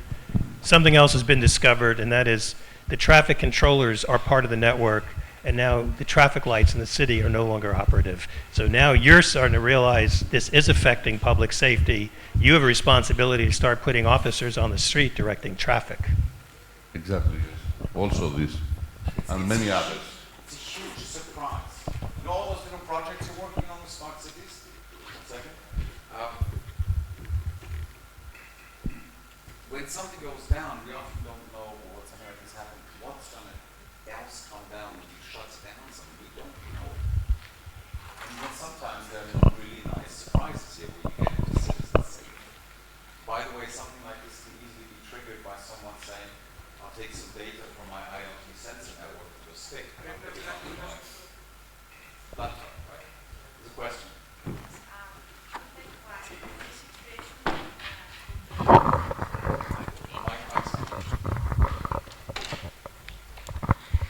I would like to ask if this situation could infect the bank accounts through the codes that they are online stored in the computer software service. Yes, in two ways. One, depending upon the integrity of the finance system, accounts could be exposed, and that could cause greater problem. And that's one avenue. So that's one. The other is that if the municipality is done, is frozen, every system is down, there's another issue that's brewing. And that is, how do you pay your employees? Because usually the banks are waiting for that communication, and they're not getting those records to pay people, to issue electronic transfers. Everything is electronic today. Yeah. So now we're worrying over the weekend, how do I pay my employees? Do I have an alternate means, which would be a good idea now that we're thinking, do I have an alternate means? Because my employees are going to find out that they may not get paid. That hasn't sunk in yet, but thank you for your question, because that is what is going to be uncovered when you start to think, what other systems, what are the other implications? It could be bank accounts drained through access, and it could be employees not getting paid because the proper records that the bank needs, the funds are not being transferred because you can't get to those controls and records.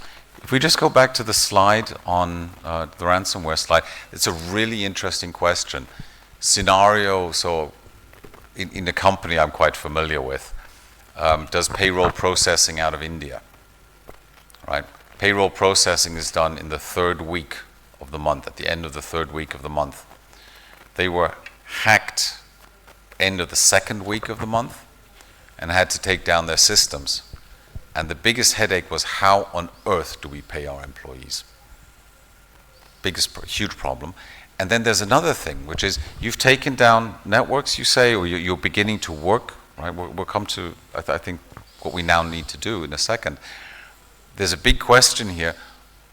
Whoever did this has now prevented normal employee access to a lot of things. You have to actually go onto the servers and do stuff.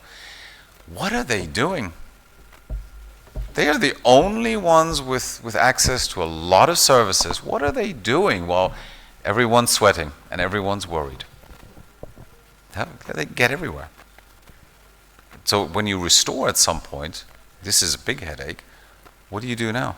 Right? And you were talking about you have to basically shut down all the systems and ask yourself, do you pay or not?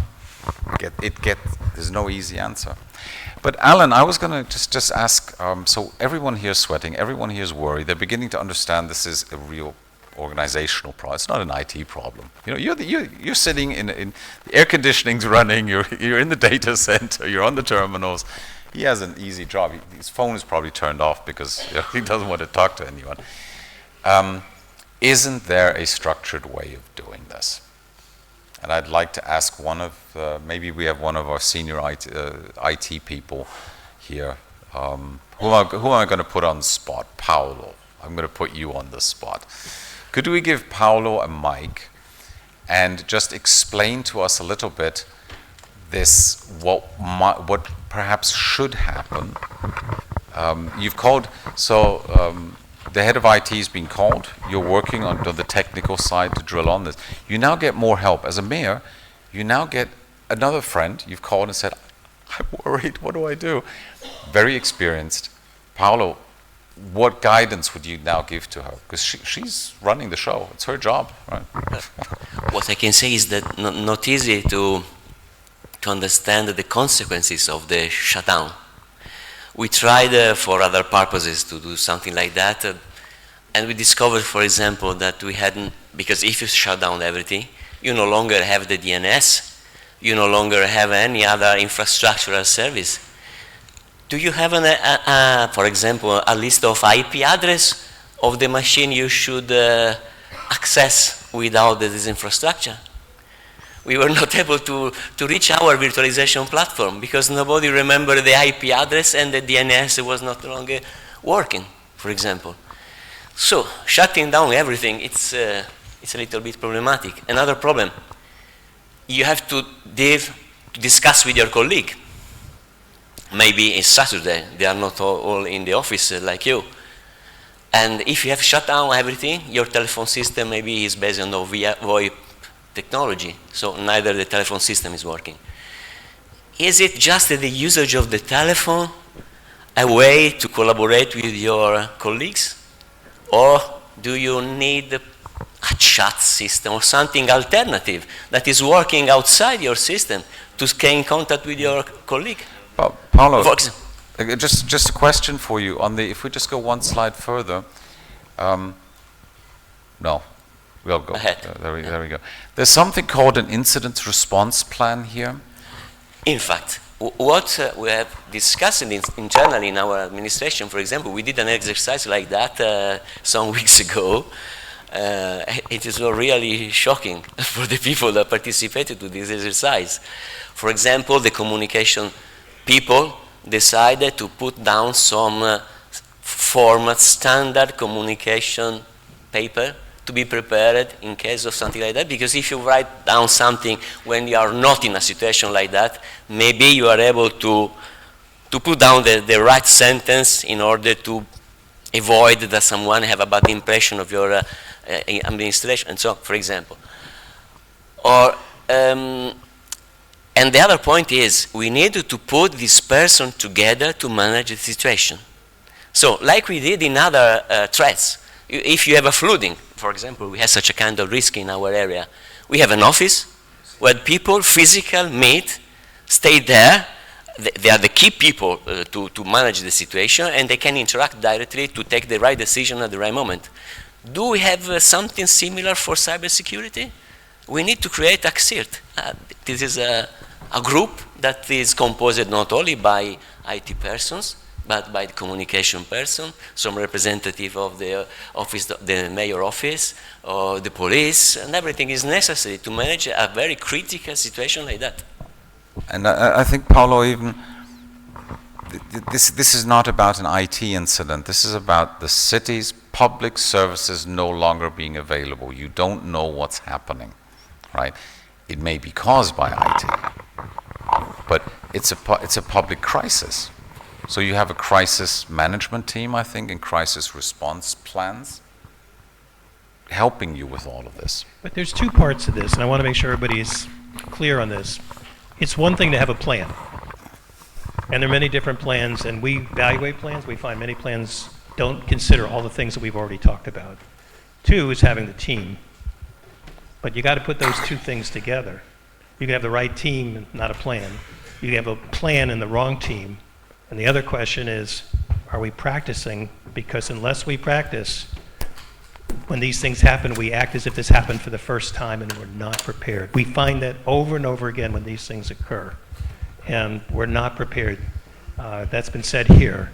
This is new for many local governments. It's new for big governments. When it happens, it is like it happened for the first time on the planet, that nobody else has gone through this. And I will say that every organization is unique. This is a generic kind of flow of things. But let me add more pressure. We now know that public safety is involved because the traffic lights are out. The public knows. We now know that people cannot communicate with the city as they would. And they're not aware of any alternate communication. And perhaps a plan, which we'll get to later, might be to have a Facebook page or some other social media or a series of pages that people know if there's an emergency, where else could they go to receive information or at least see a face of government? Or maybe there's a way to stand up a website in another capacity somewhere else that you have as part of your response plan. These are all the things that come up. But what just happened in the last 2 hours is the criminals are impatient. They want their money now. They want to celebrate by Monday. They're now threatening you by releasing certain personal files of salaries and benefits. And I got to tell you, this really happened. Washington, D.C. Police Department was hacked, and they were not paying the ransomware. And then they received pressure that they started releasing very sensitive information about police officers. Not only their pay, medical records, other kind of things that were incredibly sensitive. These things really happened. So that puts extra pressure on the mayor on the political side of things. And the pressure is to pay. And we come back, you're weighing all this. The public is now going to see things because the press is working. They're going to get this information. The criminals know this, and they will find every way they can to leverage what they have to get their payment. And maybe just as a point, so you notice it's an organizational crisis, like a large fire, like flooding, like terrible weather, or something happens in the traffic, with the traffic project I loved yesterday, somebody broke the city, right, because they just, I don't know. There are enough people out there who are trying this. So it's an organizational problem. It's caused by IT. Perhaps we're still investigating. And you could add, and I think you begin to get a feeling, you can add subject after subject after subject to it. You begin going to forensics. Where did it come from, right? And all of those those organizational smart city projects, they are open doors for many, many reasons, because it's a bit expensive and complicated to look at cyber. And I should add that 80 to 90% of all breaches are a result of human failure. Yep. So with all the technology we have, 80 to 90% year over year suggests that we are making, either it's too quick to click or other kinds of things that we fall vulnerable to. Yep. So I'd like to now just go into the next slide, which is about debrief. Quick question, is this interesting? Or is it, I think you would have left otherwise, right? So those who are left is okay. Even for, I think, our professional colleagues who actually run IT departments, it's again nice to get some reaffirmation about how it works. And it's the same everywhere. So what we're just going to look at is, Alan, maybe you can take us through this, is a bit of a debrief. And then from the timing, I'd like to then try this again. And just for us to reflect, how would this happen, if it's okay with you, right? Just to walk through it a little. Because practice, practice, practice. And I like to compare it, as I said, to car driving. Take a course where you learn to hit that brake just to see what happens. And then it just, you lose your fear of it, right? So, Alan. So, what went right? What did you think went right based on where we are right now is the first question. Thoughts? Went right. Yes.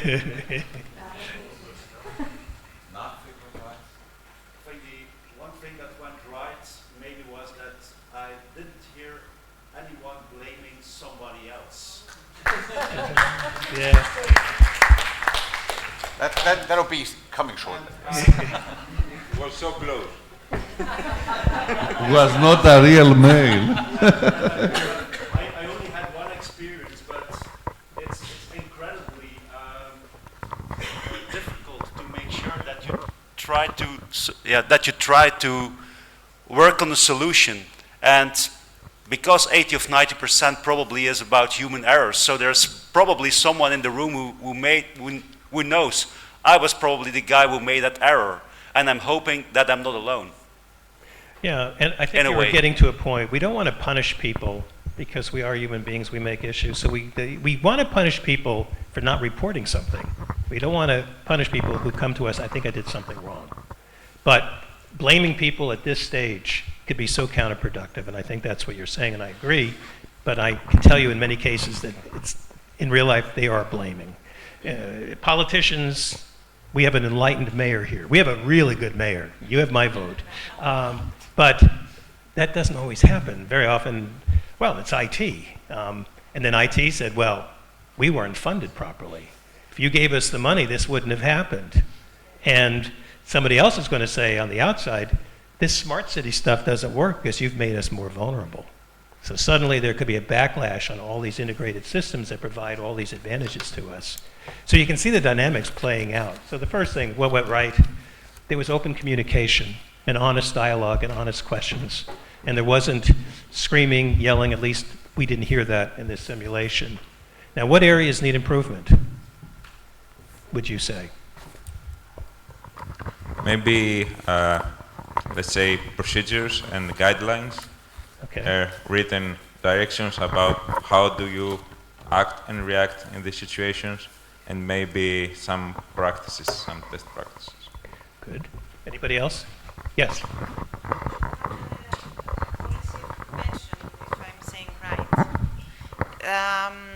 So to prevent the problem, not to try to solve it when we got it. It's like, I agree with you, prevention is far better.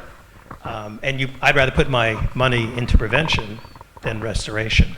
But it's like a sports thing. I hate to put it in that way.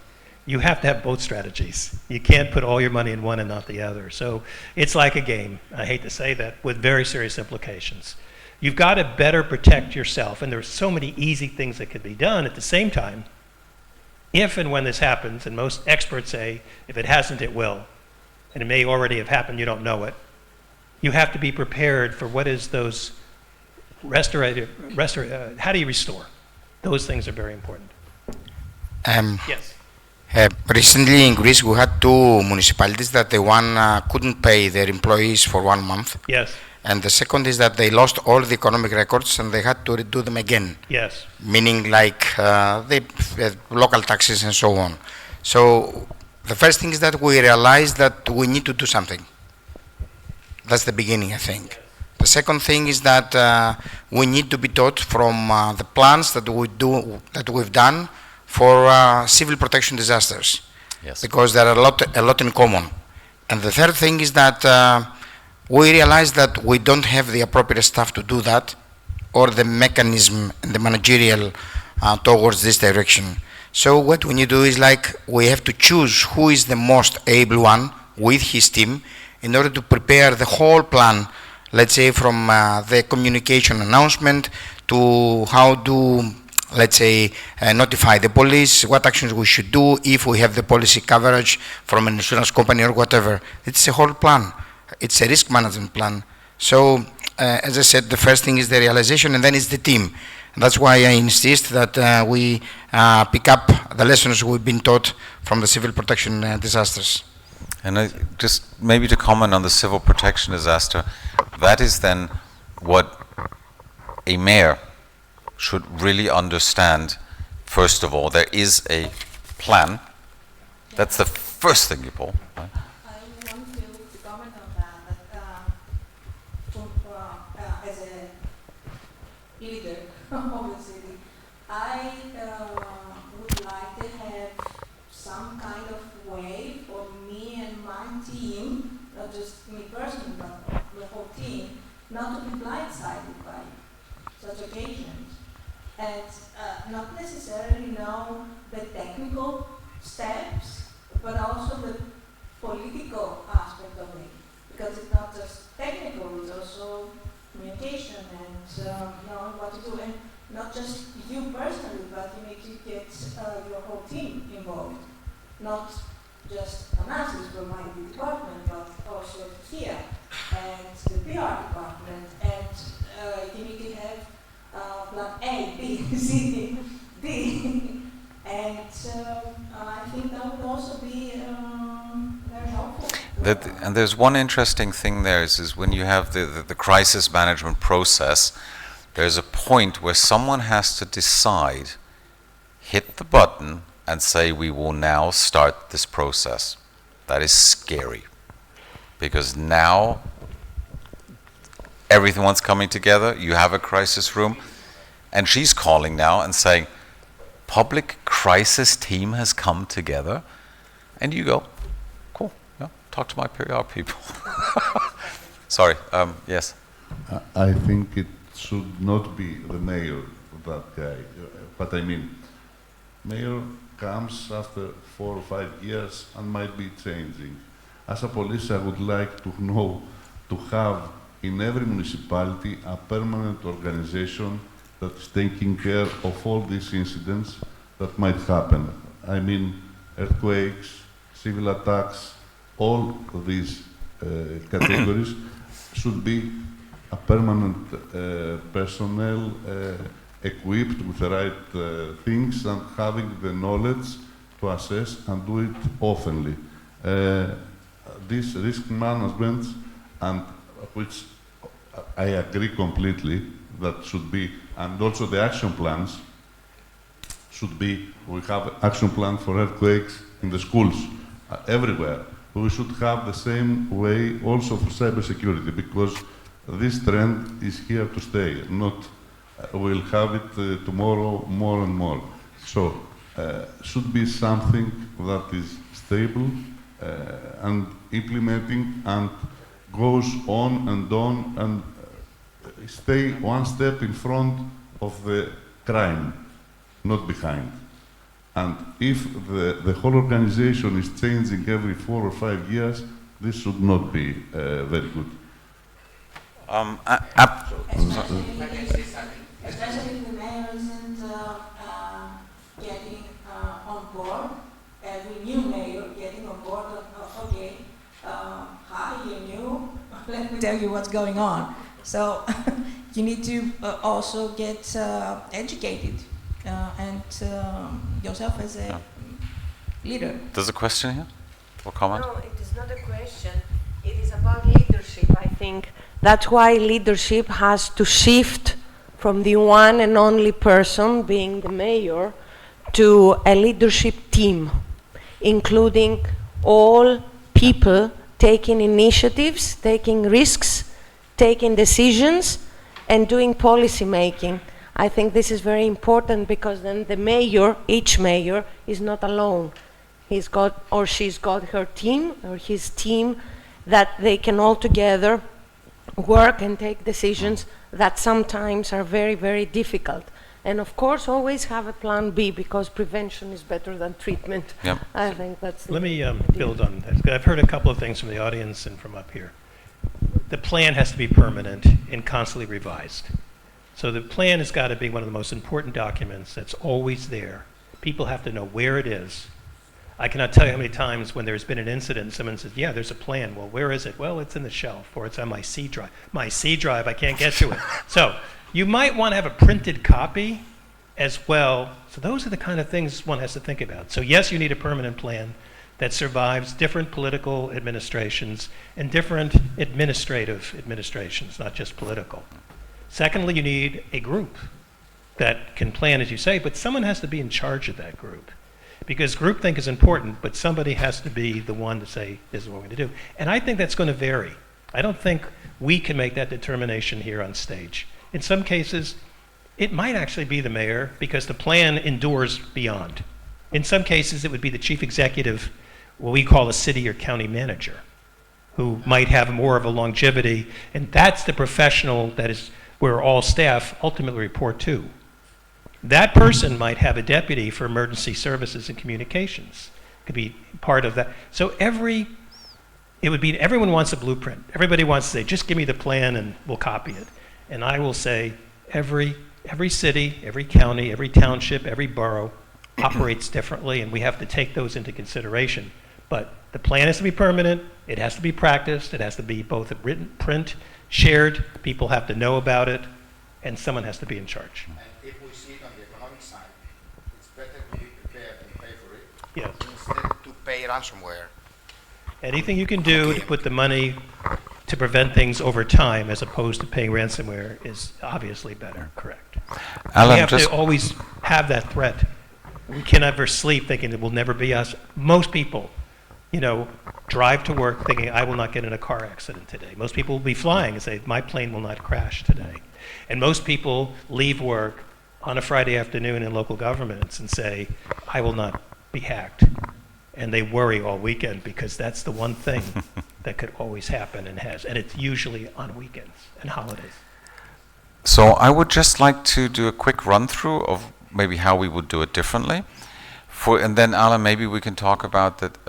This is an exercise usually done on the level of an individual public administration. And here obviously we have people from various public administrations. It's a new situation, things like that. I think you're beginning to get a feeling for why training this might be helpful, right? I always love my red button, so to speak. And Alan, then we can look at what it means for an individual city or administration to look at that. Could I just have one microphone? It's working. Okay, so we'll just try it this way. Saturday morning, 7 a.m., you see the screen. What's the first thing you do? I'm at home, right? Yes? I go to the city hall first, and I get. I probably have the list of emergency calls, response, and I start dialing it while I'm going to the city hall, and gather the team. And Right, you have a plan. yes, And it may be yes. calling the police chief and saying, I've lost my plan, what do I do? Right? And he will say, there's a public crisis recovery, which he will be very familiar with, for example, right? But you now realize, hey, there should be a plan somewhere, and actually the police is a friend. We all might have the same plan Yes. for the municipality, so if he's not able to communicate, I will recover with my team the communications and call the right persons to attend this crisis meeting. Yep. How do we involve him? He's one of the. He's one of the He's the calls. crisis team. He's one of the calls of the emergency call. Well, calls or text. Plans have to take into consideration, which we didn't get to, but I want to jump ahead. They must take into account alternative communications. So going through the central system, because this incident could happen during a regular workday too. And now your voice over IP is down. The question, does everybody have everyone else's cell phone? Does everybody have everyone's personal cell phone for those who have two? Does everybody have social media contacts? Even if it has to go through LinkedIn back channels, what is it that you have listed for the key employees that in an emergency you're going to be able to contact? The contact, the actual contact Yeah. of the persons that need to be, and how exactly, what type of contact. Yes. Okay. Yeah. And you may have to go down and try all three or all four because this is a critical team here, and I need to reach people, and I need to be aware that the way that I normally might do it may not work. On speed dial, your incident team. Whereby you just said phone or text. Ruth, you always remind me of crime scene. A text is written forever, and someday somebody's going to investigate exactly what happened. I'm just saying, phone call probably isn't recorded. Think about it. You are now calling, finding this out. What would be your answer? My answer is going to be that I don't know, and I'm going to call the mayor, so I will put you on hold and ask the mayor what I'm going to do and say and what is the plan. The mayor. Okay, she's blocked. Just one comment. If you put on hold, there's still a pressure there. You have someone in the line. I'll call you back. Boom, you never call back. Right. It's not your job. You're getting her into real trouble. You're getting everyone into real trouble. You're being too nice. This is this crisis thing where you just draw a line, right? And also, I don't know is not a good answer, I think. I don't know. Maybe we are looking for it, or we are just checking to see what is going on. And I was wondering, maybe it's a language, Greek sort of thing, but saying somebody calls the city, or any one of us, and he's saying, well, I don't know. But there's another aspect here. We have the mayor's aide here, but very often the call will go to the public information officer if the local government has it. This person usually is more experienced because that's their job to deal with the press. So there could have been another avenue. You got the mayor's assistant because you have a personal relationship, and I agree, saying very little, but using that information to find out and let the mayor know, who may not be aware of this, is invaluable. But if it went to a public information officer, and that public information officer had a script that they would have to say, we are aware of it, assuming they are, and we have initiated our emergency response team, and which has all sorts of operations, you're giving confidence to the press that there is a plan, that they're on it, which is what you want. You want to instill confidence and buy time. You want to say, we are doing the forensics, we've called in the appropriate authorities, and we have a plan. So more often than not, the press is going to wind up reaching either the mayor's assistant, which we did here, or the public information official who normally deals with the press day-to-day. And then sometimes the mayor's assistant does that too. So it depends upon the level of the individual and what the plan calls for. But the more people are aware of what can be said and should be said is reassuring to the press. And what I just said isn't saying very much, other than it says we have a plan, we are initiating this, and we are investigating, and we've notified the appropriate authorities. You are now giving a sense of confidence that this government is on it. So Alan, maybe we have 10 minutes left in this session, and I promised we'd stay on time. We have one more slide, I think, which tells about what this means for an individual public administration, right? Where's the plan and these sort of things. And then we will let our actors go. And just, I thank you, right, for having supported this and just given a feeling. Because people from different roles, it's really difficult, right? And so before Alan does that, I'd just like to say thank you for all of it.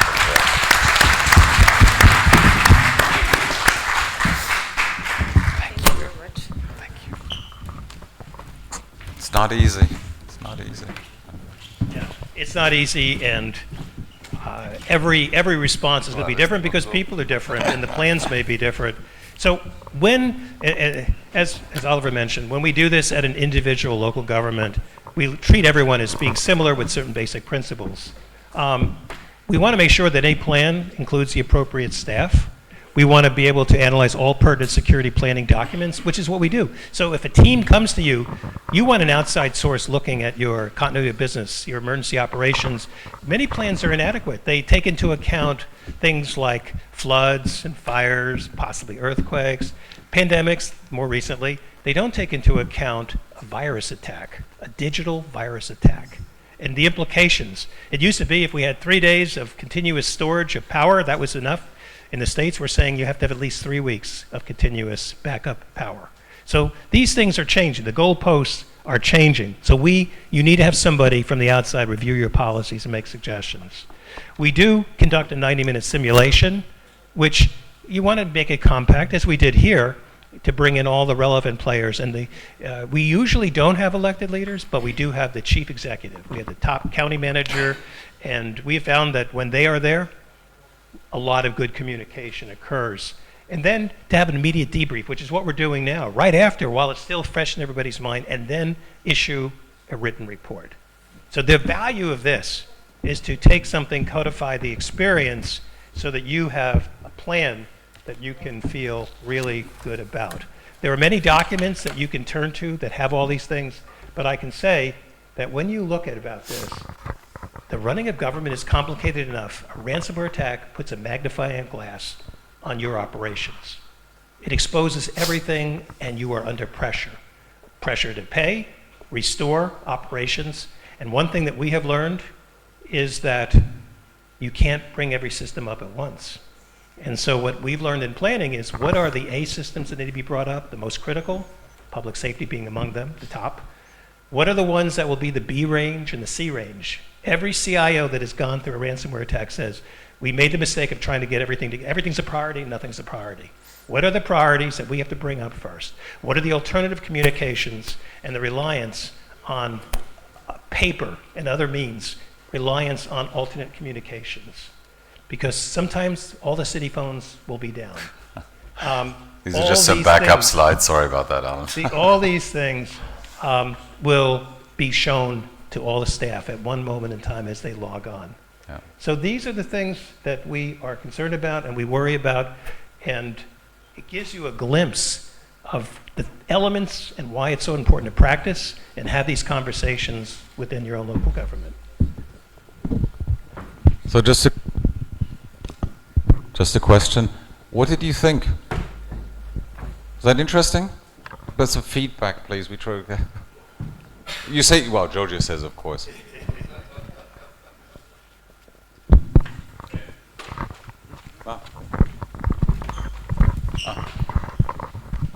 Again, it was just a general exercise, an introduction.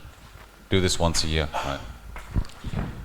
If it was interesting, I think it was interesting from all parts, from the political persons, for the IT department, for how you interact and how you talk to the press, what you say, what you don't say, and how the players that are involved in regional level, such as the police or maybe healthcare, hospitals, and as a municipality we have many dependencies with other authorities, entities, organizations, public and private here in a regional level. So how do we collaborate? And if there is a crisis team, maybe it should be better if it was a crisis team that was in a regional level, not for the municipality only, but for the dependent entities, I will say, on the region. And how do we share information, and then how do we share knowledge? How do we prevent the more efficient for the next time? How do we protect? How we prevent damage? And how do we communicate it to the people?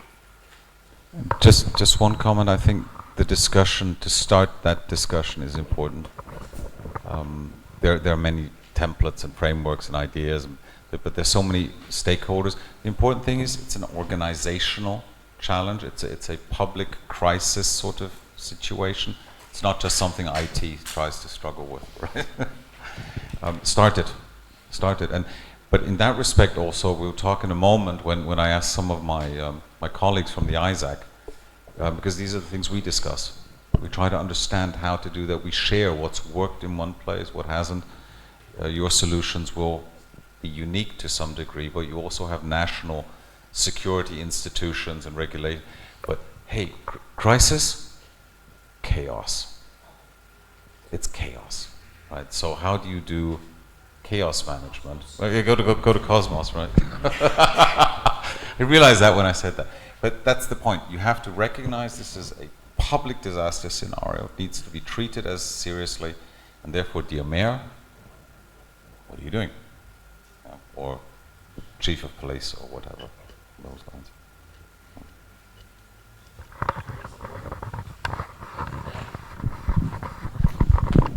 I think we can slowly also move into the... As a witness about how it is important to do that, because as I told before, we had an experiment like that online as Isaac 4C+ group, and I was very impressed by this experiment because I was a little bit shocked. So during the summer I had a look on the bibliography on this, because this is a topic that is already covered by methodologies, standards. It's not recently invented. It is a stable system to carry out such a kind of experiment. And I organized it on beginning of October or end of September, I don't remember, an experiment, but just simulating not a ransomware attack that would be very problematic, but just the fact that our home page of the website was hacked and substituted with a skull or something like that. Just making an exercise simple like that at the end, in the debriefing, we identified at least 15 actions to be immediately taken in order to improve the situation we have. Because we discovered a lot of points where we were not prepared for that. So action for system administrator, action for person in charge of communication, action and so on. So you can imagine, if you organize something like that, you can find a lot of things we can do before it happens, something like that, to be better prepared, in a better position in terms of security level, for example. No, because we don't reflect enough on that.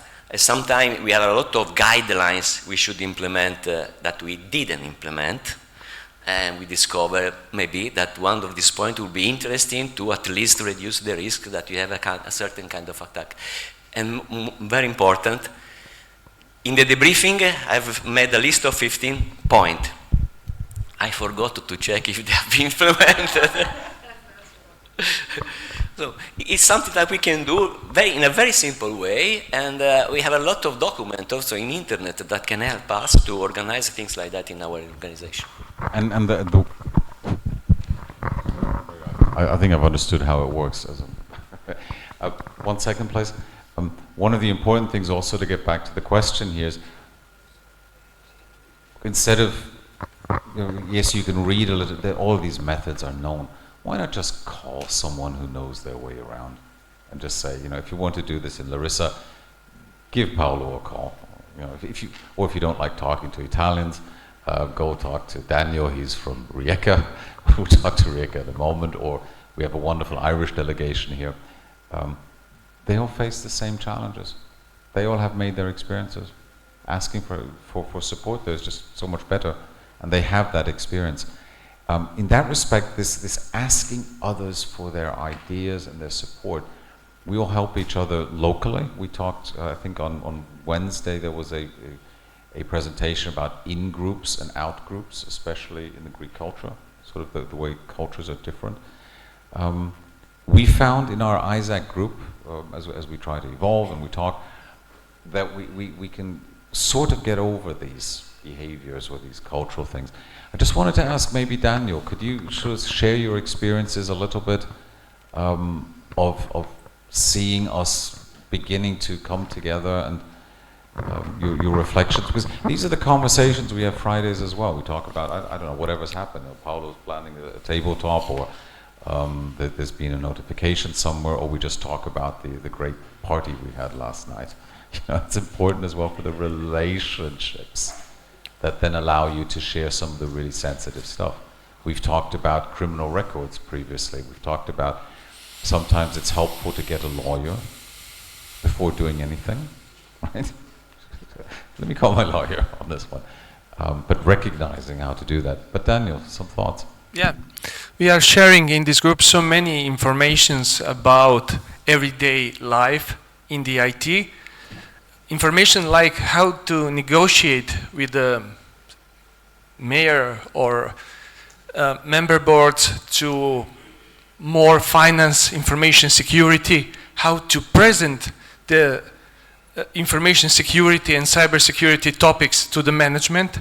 And these are really the priceless things, because find a real way to communicate with the mayor, city, and all the other departments is really, really important. And people more experienced than me pass this process. They have a lot of experience, and why not to learn from the people who know the job? This is priceless. Sharing experience, sharing incident, sharing stories, it's really, really amazing from the people that are doing the same job. And Daniel is actually creating a network of cities in Croatia, or helping to create. You never do this on your own, right? So he's creating a city, a public administration ISAC in Croatia. Ruth, you're working on, and I think everyone in the Irish team is working on an Irish public administration network ISAC. Could you tell us a little bit about that? I don't know, Ruth or Dominic or Fergus or whoever's best placed to talk about that.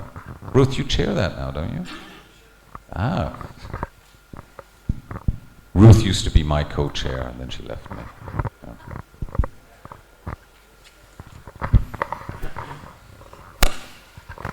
So we set up an Irish ISAC. We have 31 members. We have 31 local authorities. There is a brilliant ISAC maturity model by the Dutch, published in 2020, called the National Cybersecurity of the Netherlands. It's a maturity model for ISACs. We are at level 1, and at the moment we have a governance board, and on the governance board we have the National Cybersecurity Centre. We have the head of the HIS liaison group, that's the CIOs for all the local authorities. We got government money. We are in contact with the EU ISACs group, and we've had our first meeting was an impromptu meeting when 19 out of 31 of us had a cyber attack from a cloud provider, via a cloud provider. So it's early days, but it's promising. And in the end of the day, when you have a cyber attack, you're on your own. If you can't pick up the phone to somebody, you are on your own. And the best people I have found when I'm in trouble is my colleagues.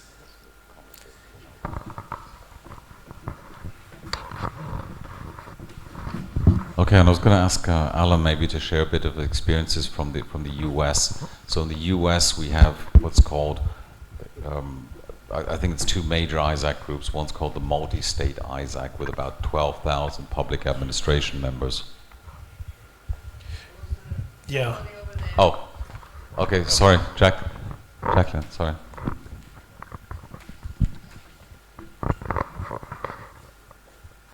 Thank you. And I'm hoping I'm not going to divert the question, because I know you're going to continue on the ISAC, but I wanted to ask Alan a question.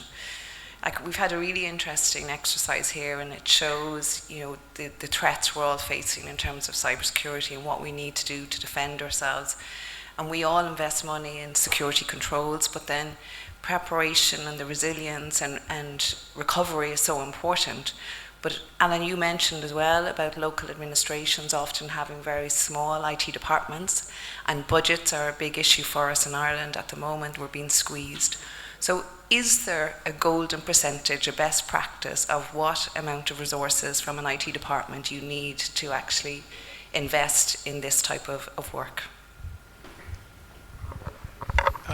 I don't have the answer you're looking for, but I can say that there's a formula for doing this. And the formula is to look at what is required. In other words, you start with the needs requirement. What is needed from my jurisdiction to do X things? And then you take that framework and figure out, do I have the staff to do it? Which is, we're jumping ahead here, but it starts with making the case. Now, you probably have now demonstrated that you don't have enough staff, and therefore you're telling your public officials your risk level is exposed by 80%. Come up with a number.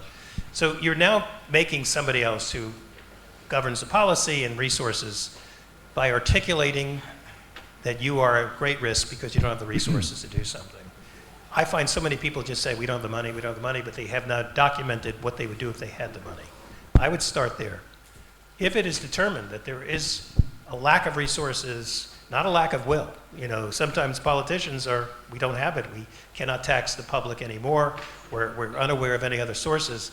At some point, one has to look for alternative ways. What we're finding is a best practice would be teaming up with another government, teaming up with a larger government. We have many, many small jurisdictions that are contracting, paying, but contracting with larger counties or larger cities. And I think that's the model that we're going to be probably promoting in the States more and more, and it probably works throughout the world. We have to recognize what we can't do.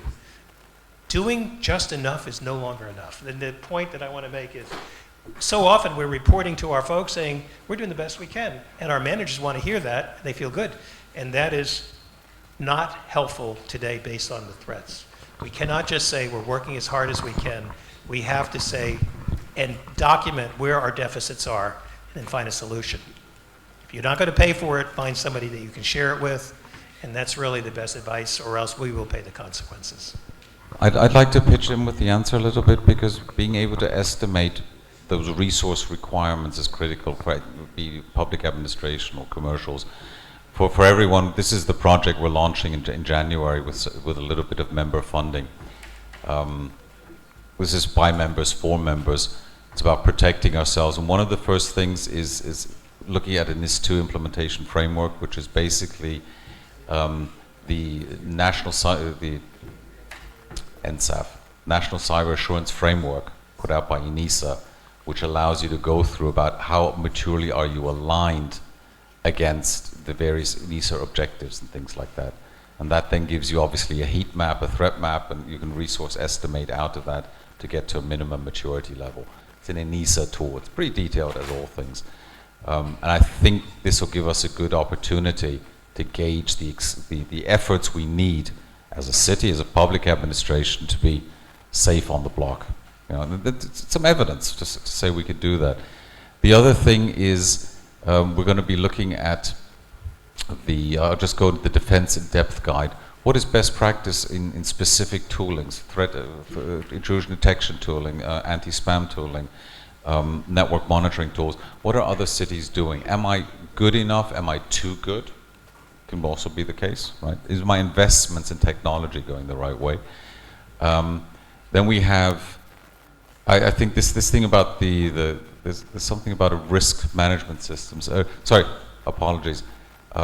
We need to understand what services are we responsible for in the first place. So I know in the Ireland you have a wonderful list of essential services, which ones are critical, which ones are non-critical, which ones are operated. And that is the basis for an input into a risk management tool, right? So these are my NSAF objectives, these are the services behind it, these are the ones I operate, which I'm directly liable for. And then these are the ones that I maybe subcontract out, which I do need to do vendor management on. And you get into the risk management planning and the estimation. I was talking to Daniel this morning. This is a lot of gruesome detail work. This is you know, analyze it, evaluate it, bake the planning out, put the estimates behind it, but the tools are there.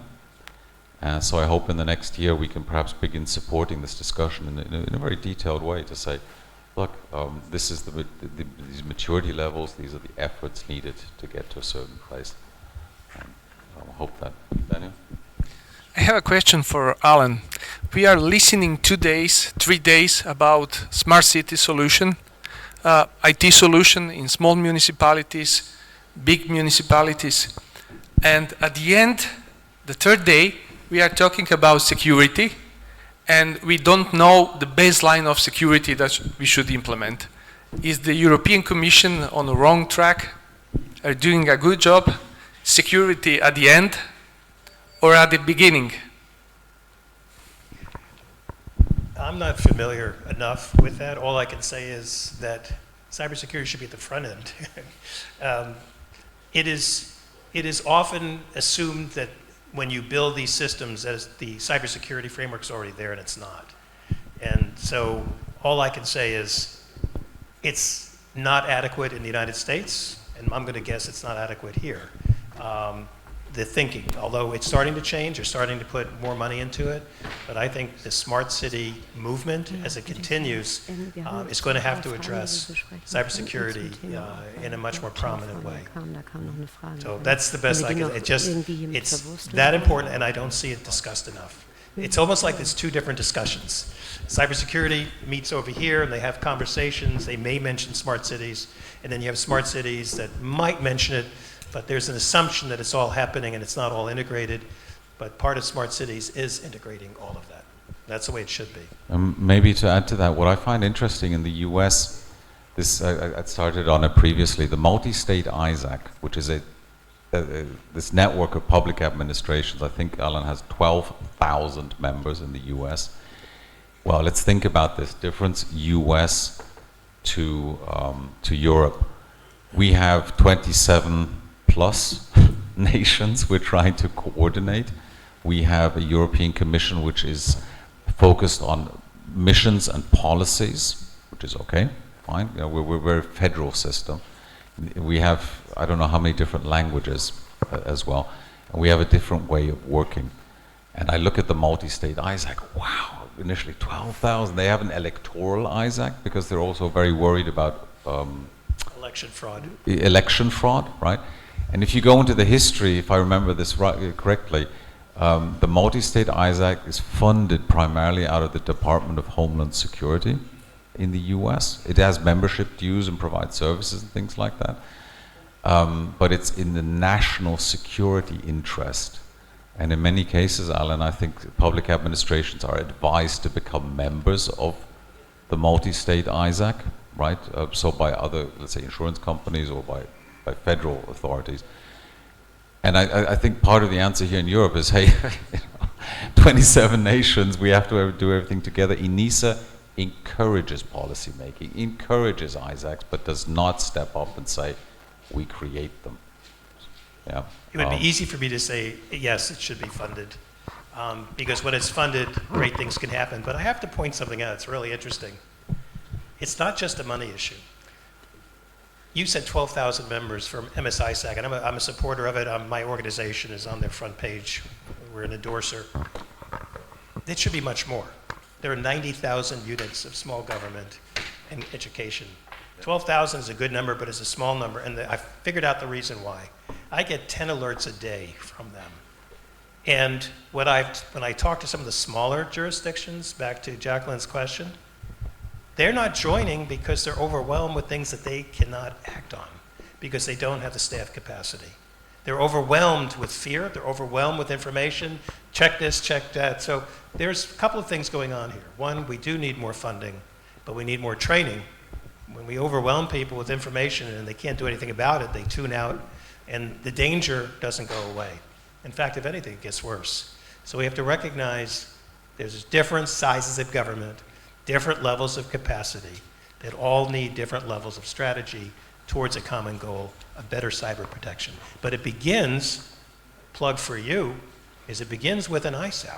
I think the beauty of what you're doing is you're forming something that is so necessary to start the dialogue, identifying the collective needs of various sized governments. You're probably going to have your own definitions of large, medium, and small, and recognize what are the minimum requirements that are needed to get into these thresholds, identify the problems, as a group be able to articulate needs. This is desperately needed in Europe, desperately needed, and I'm so excited, you know, to see this happen, and as Oliver knows, I've pledged personally to help in any way I can with the formation and help and bridging gaps, because it is so important. And the multi-state ISAC is our big sister, so they are friends, they want to encourage us. We are consciously an EU ISAC, and we see national ISACs in public administration forming now, but we are EU focused. We haven't quite figured out yet the political issues of, let's say, I think Daniel was mentioning cities from Mongolia being interested in joining, and I said, wow, that's cool. Hold on. What does that mean for us? Is this a security implication? I don't know. You know, we're trying to understand this. Steph, you said there were a couple of other questions or other questions, because we could slowly wrap up now, I think. Yeah, I join you now again for the last part, because I think it would be interesting. I picked up some of the things from the audience as well, and we had a talk this morning about blockchain and resilience, and what do you guys think? Because there was a question from the audience that also recently some of the blockchain systems have been hacked. So because we're always trying to, you know, build up these firewalls and try.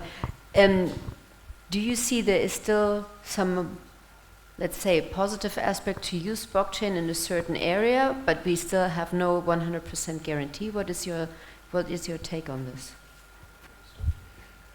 I think blockchain is a fantastic technology if applied properly. It has great promise, it already has great applications, and unfortunately it's often confused with Bitcoin, but the underlying principles are the same. The bigger problem is there are no standards, there's no regulations, so anybody could come up with their own version, and where we've seen hacks is where there have been lapses of security on the front end. And like anything, there's always a point of weakness. Anything physical has some point of weakness. And lacking standards and lacking penalties and lacking some kind of accountability hurts. So I think the beauty of it so far has been its freedom, but there are a lot of people who have lost a lot of money because of that freedom, and one must tread water very carefully. The applications that I see is records, databases, elections, and voting, where any place where you need a record where you can truly prove its authenticity and the fact that it's not something duplicative and it cannot be manipulated. So those are the principles, those are the advantages rather, and that's why I find it a very compelling technology. I fully am excited by what it can do. It's just the lack of standards and not paying enough attention to the weaknesses. And part of the weakness has been on human failure. No, I was about to agree on the same thing. In the end, theory is perfect. No system is designed perfectly. And the weaknesses, we have to accept that something will happen and that the failure reason will be in the human factors, which is okay. Fine, let's just understand that no system is perfect. We have, and that's why I'm just playing with the slides at the moment. At the top in this, in our group, our consortium, a company called Nauris. Nauris does blockchain mesh solutions, very innovative. They've just raised, I think, $20 million in a venture funding round. They do endpoint protection, which just allows you to monitor. Yes, of course you're going to be hacked at some time. You're going to be compromised, data's going to get out, and all of these sort of things. But at least you know about it. And they're pretty good, so we're going to pilot, explore, what does this actually mean? But the most important thing, I think, is think about how many devices you want to protect. Because we heard some numbers this week, tens of thousands of devices. You have to protect each one perfectly. The hacker just has to get into one. Goliath. So maybe David has a chance then. Steph, I hope that's my thought. Thanks very much for that one.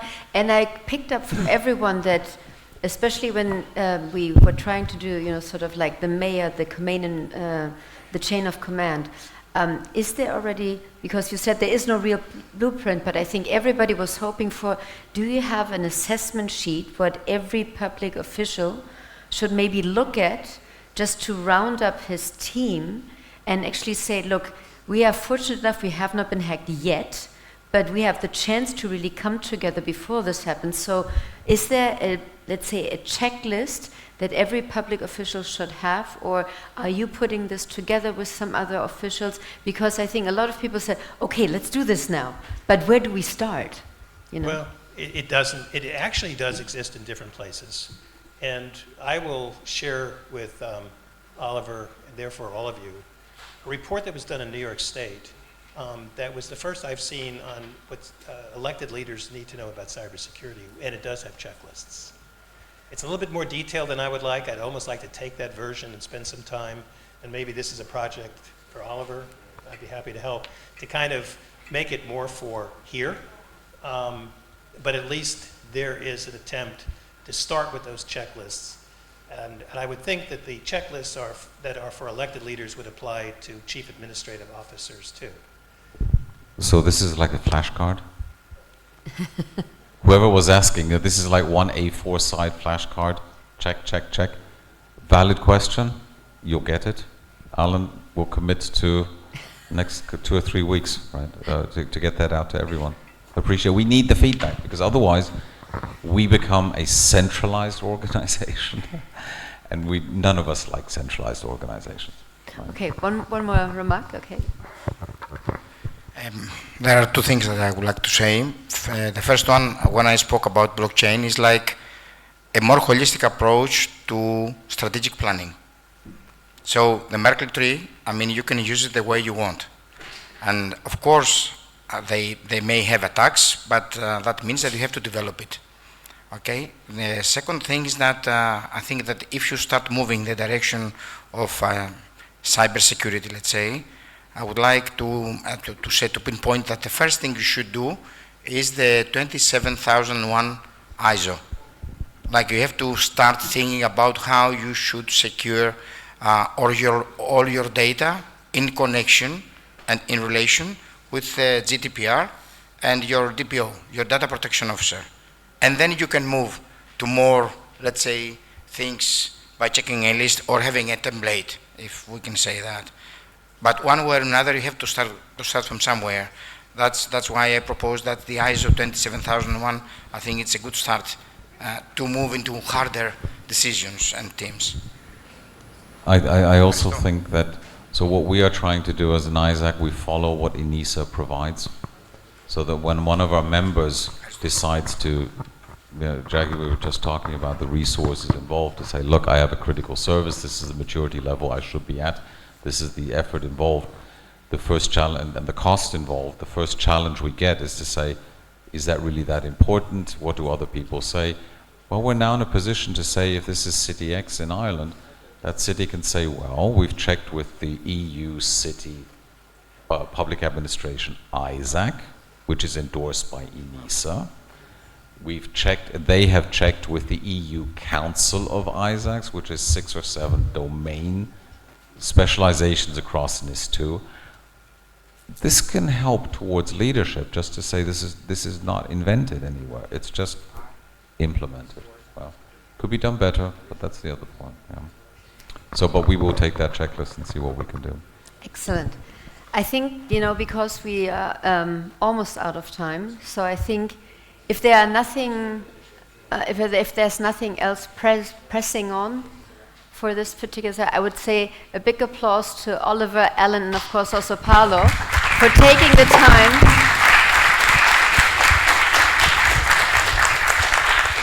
to really show us what still needs to be done. Thank you so much for making it also very visual for us. And cities join us. We have to protect against the big black. Yes, I think this showed how much benefit you can get out of joining them and really collaborating. Cool. And I think now is the time then for Giorgio Priester to come back to the stage, the president. And I hope before we start with our prize draw, does everybody have contributed their map, their stamped map to this particular box? If you have not put it in yet, please do so now before we do our prize draw. Now is the time to put them in.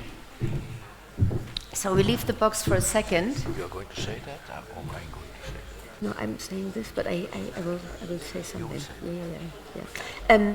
Basically, Giorgio, you had 3 days of a conference. Why don't you give your key takeaways or your summary? What were you impressed about? What do you feel were some major sort of points that you picked up?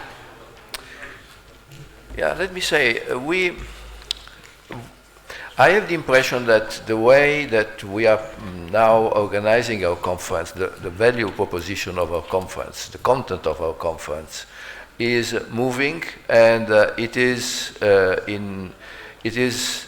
changing a lot. Now, we are now at the end of the session, and Daniel, I take your point why it was at the end of the session. We had how to protect cities. Now, protect cities is something we have never done before.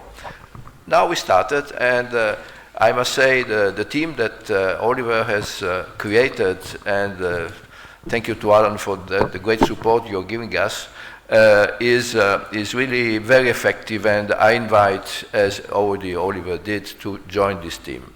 We have another team, which we call a special interest group, which is in charge of developing a relationship among us about European Union project ideas and strategies. And now we started also another initiative, which is about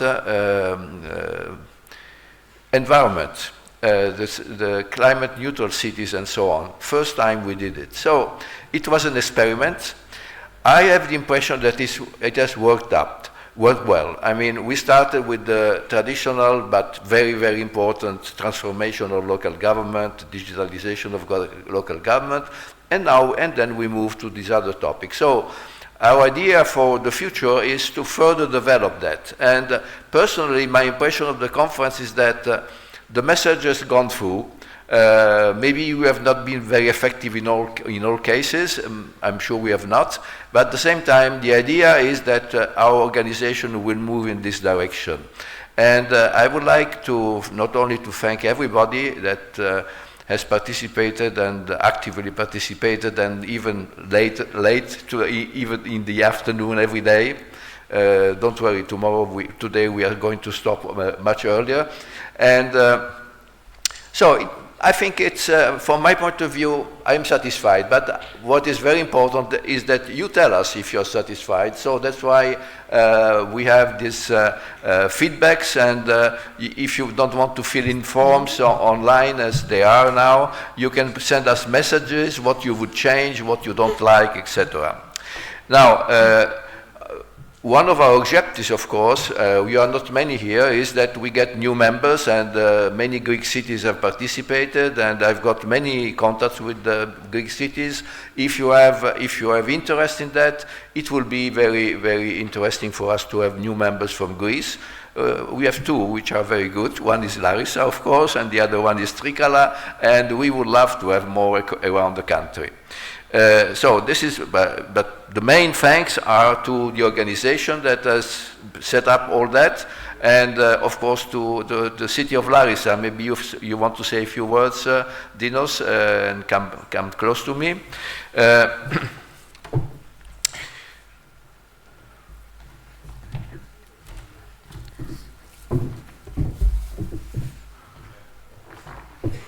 Εκ μέρους του Δημάρχου μας, του Αποστόλη του Καλογιάννη, αλλά και του Γιώργου του Σούλτη, που δυστυχώς δεν μπόρεσε να είναι μαζί μας, μαζί με τις προσωπικές μου βέβαια ευχαριστίες, θέλουμε να ευχαριστήσουμε καταρχήν τον Πρόεδρο. Είναι η μέρα των ευχαριστειών το κλείσιμο πάντα, τον Πρόεδρο και τα μέλη του δικτύου, του Major City of Europe. Να ευχαριστήσουμε τον Τάσο το Γούσιο και την ομάδα του, να ευχαριστήσουμε το Γραφείο Ευρωπαϊκών Προγραμμάτων του Δήμου Λαρισαίων και τα κορίτσια, τη Μαρία, τη Λία και τη Χριστίνα, και όλο το team του Δήμου Λαρισαίων, τον υπηρεσιακό μηχανισμό και το Γραφείο Τύπου του Δημάρχου. Να ευχαριστήσουμε τη Στέφανη, που πραγματικά και στη Βενετία, αλλά και εδώ μας εντυπωσίασε. Και νομίζω ότι το διακριτό αποτύπωμα 40 χρόνια τώρα του δικτύου αφήνει μια σημαντική διοργάνωση πίσω για να πάμε στην επόμενη στο Πράτο, και θα ήθελα από αυτή τη θέση να ευχηθώ να είναι καλότυχη η πορεία και η διοργάνωση μέχρι να βρεθούμε του χρόνου στο Πράτο. Ένα συμβολικό δώρο για την καλή τύχη. Thank you. Good luck to Prato.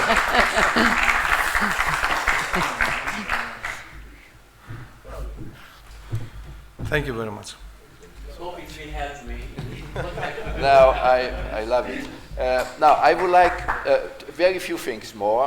First of all, I would like to call on the stage the people that have been working so hard on it. Tassos, can you call Mina if she comes back? Elena, of course, you stay here, and where is he? Alessandro, and who am I forgetting? Well, this is the core team that's been working almost every day around all topics. So I would like you to give a big applause to them. Let's wait for Mina to come in, and together with Tassos.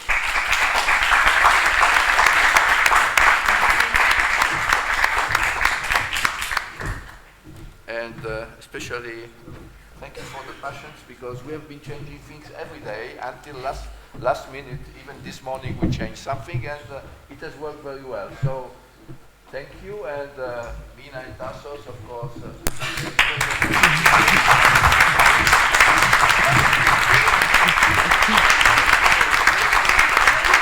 Yeah, Christina. Come here, Christina. Our ambassador in Larissa. Thank you. Thank you. So, thank you to the team. Now, just some organizational matters. This afternoon we will not have the members meeting. We are few, and so it's maybe we are all tired, but we will have a meeting of the organizing committee, which is smaller, so to have the wrap-up of this and to understand what worked, what didn't work well, and so on, so that next year we can improve. Now, to finalize all that, we have a small symbolic prize for, it is symbolic for 3 persons, but in reality, it is a thank you for everybody that has participated. So, Christina, come here, close your eyes, don't go around. I have not participated, so it will be fair in any case. So I hope the people will be there. If they are not, then we go to the next one. Take one. This one. This one. Okay. Name? Maria Nicolaidou.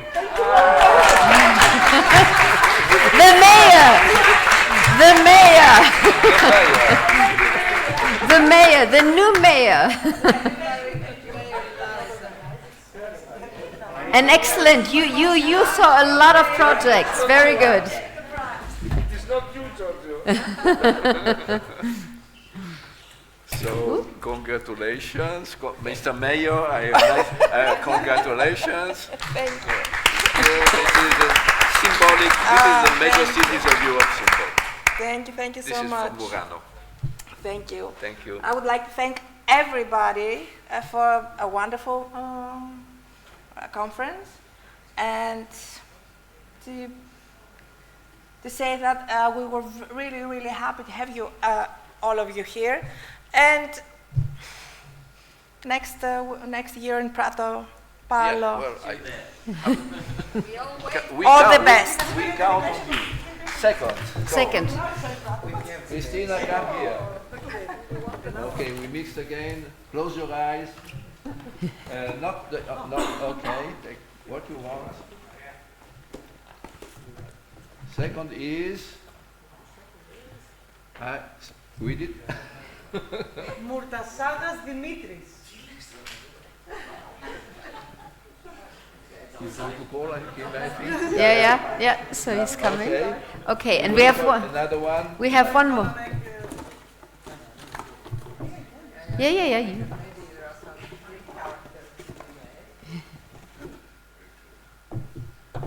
Again, Greek. Okay. Dimovelli Ioanna. Dimovelli Ioanna with us? You know her? No. No. So this one maybe. Can we try another one? Unfortunately. Michalis Christakis. There we go.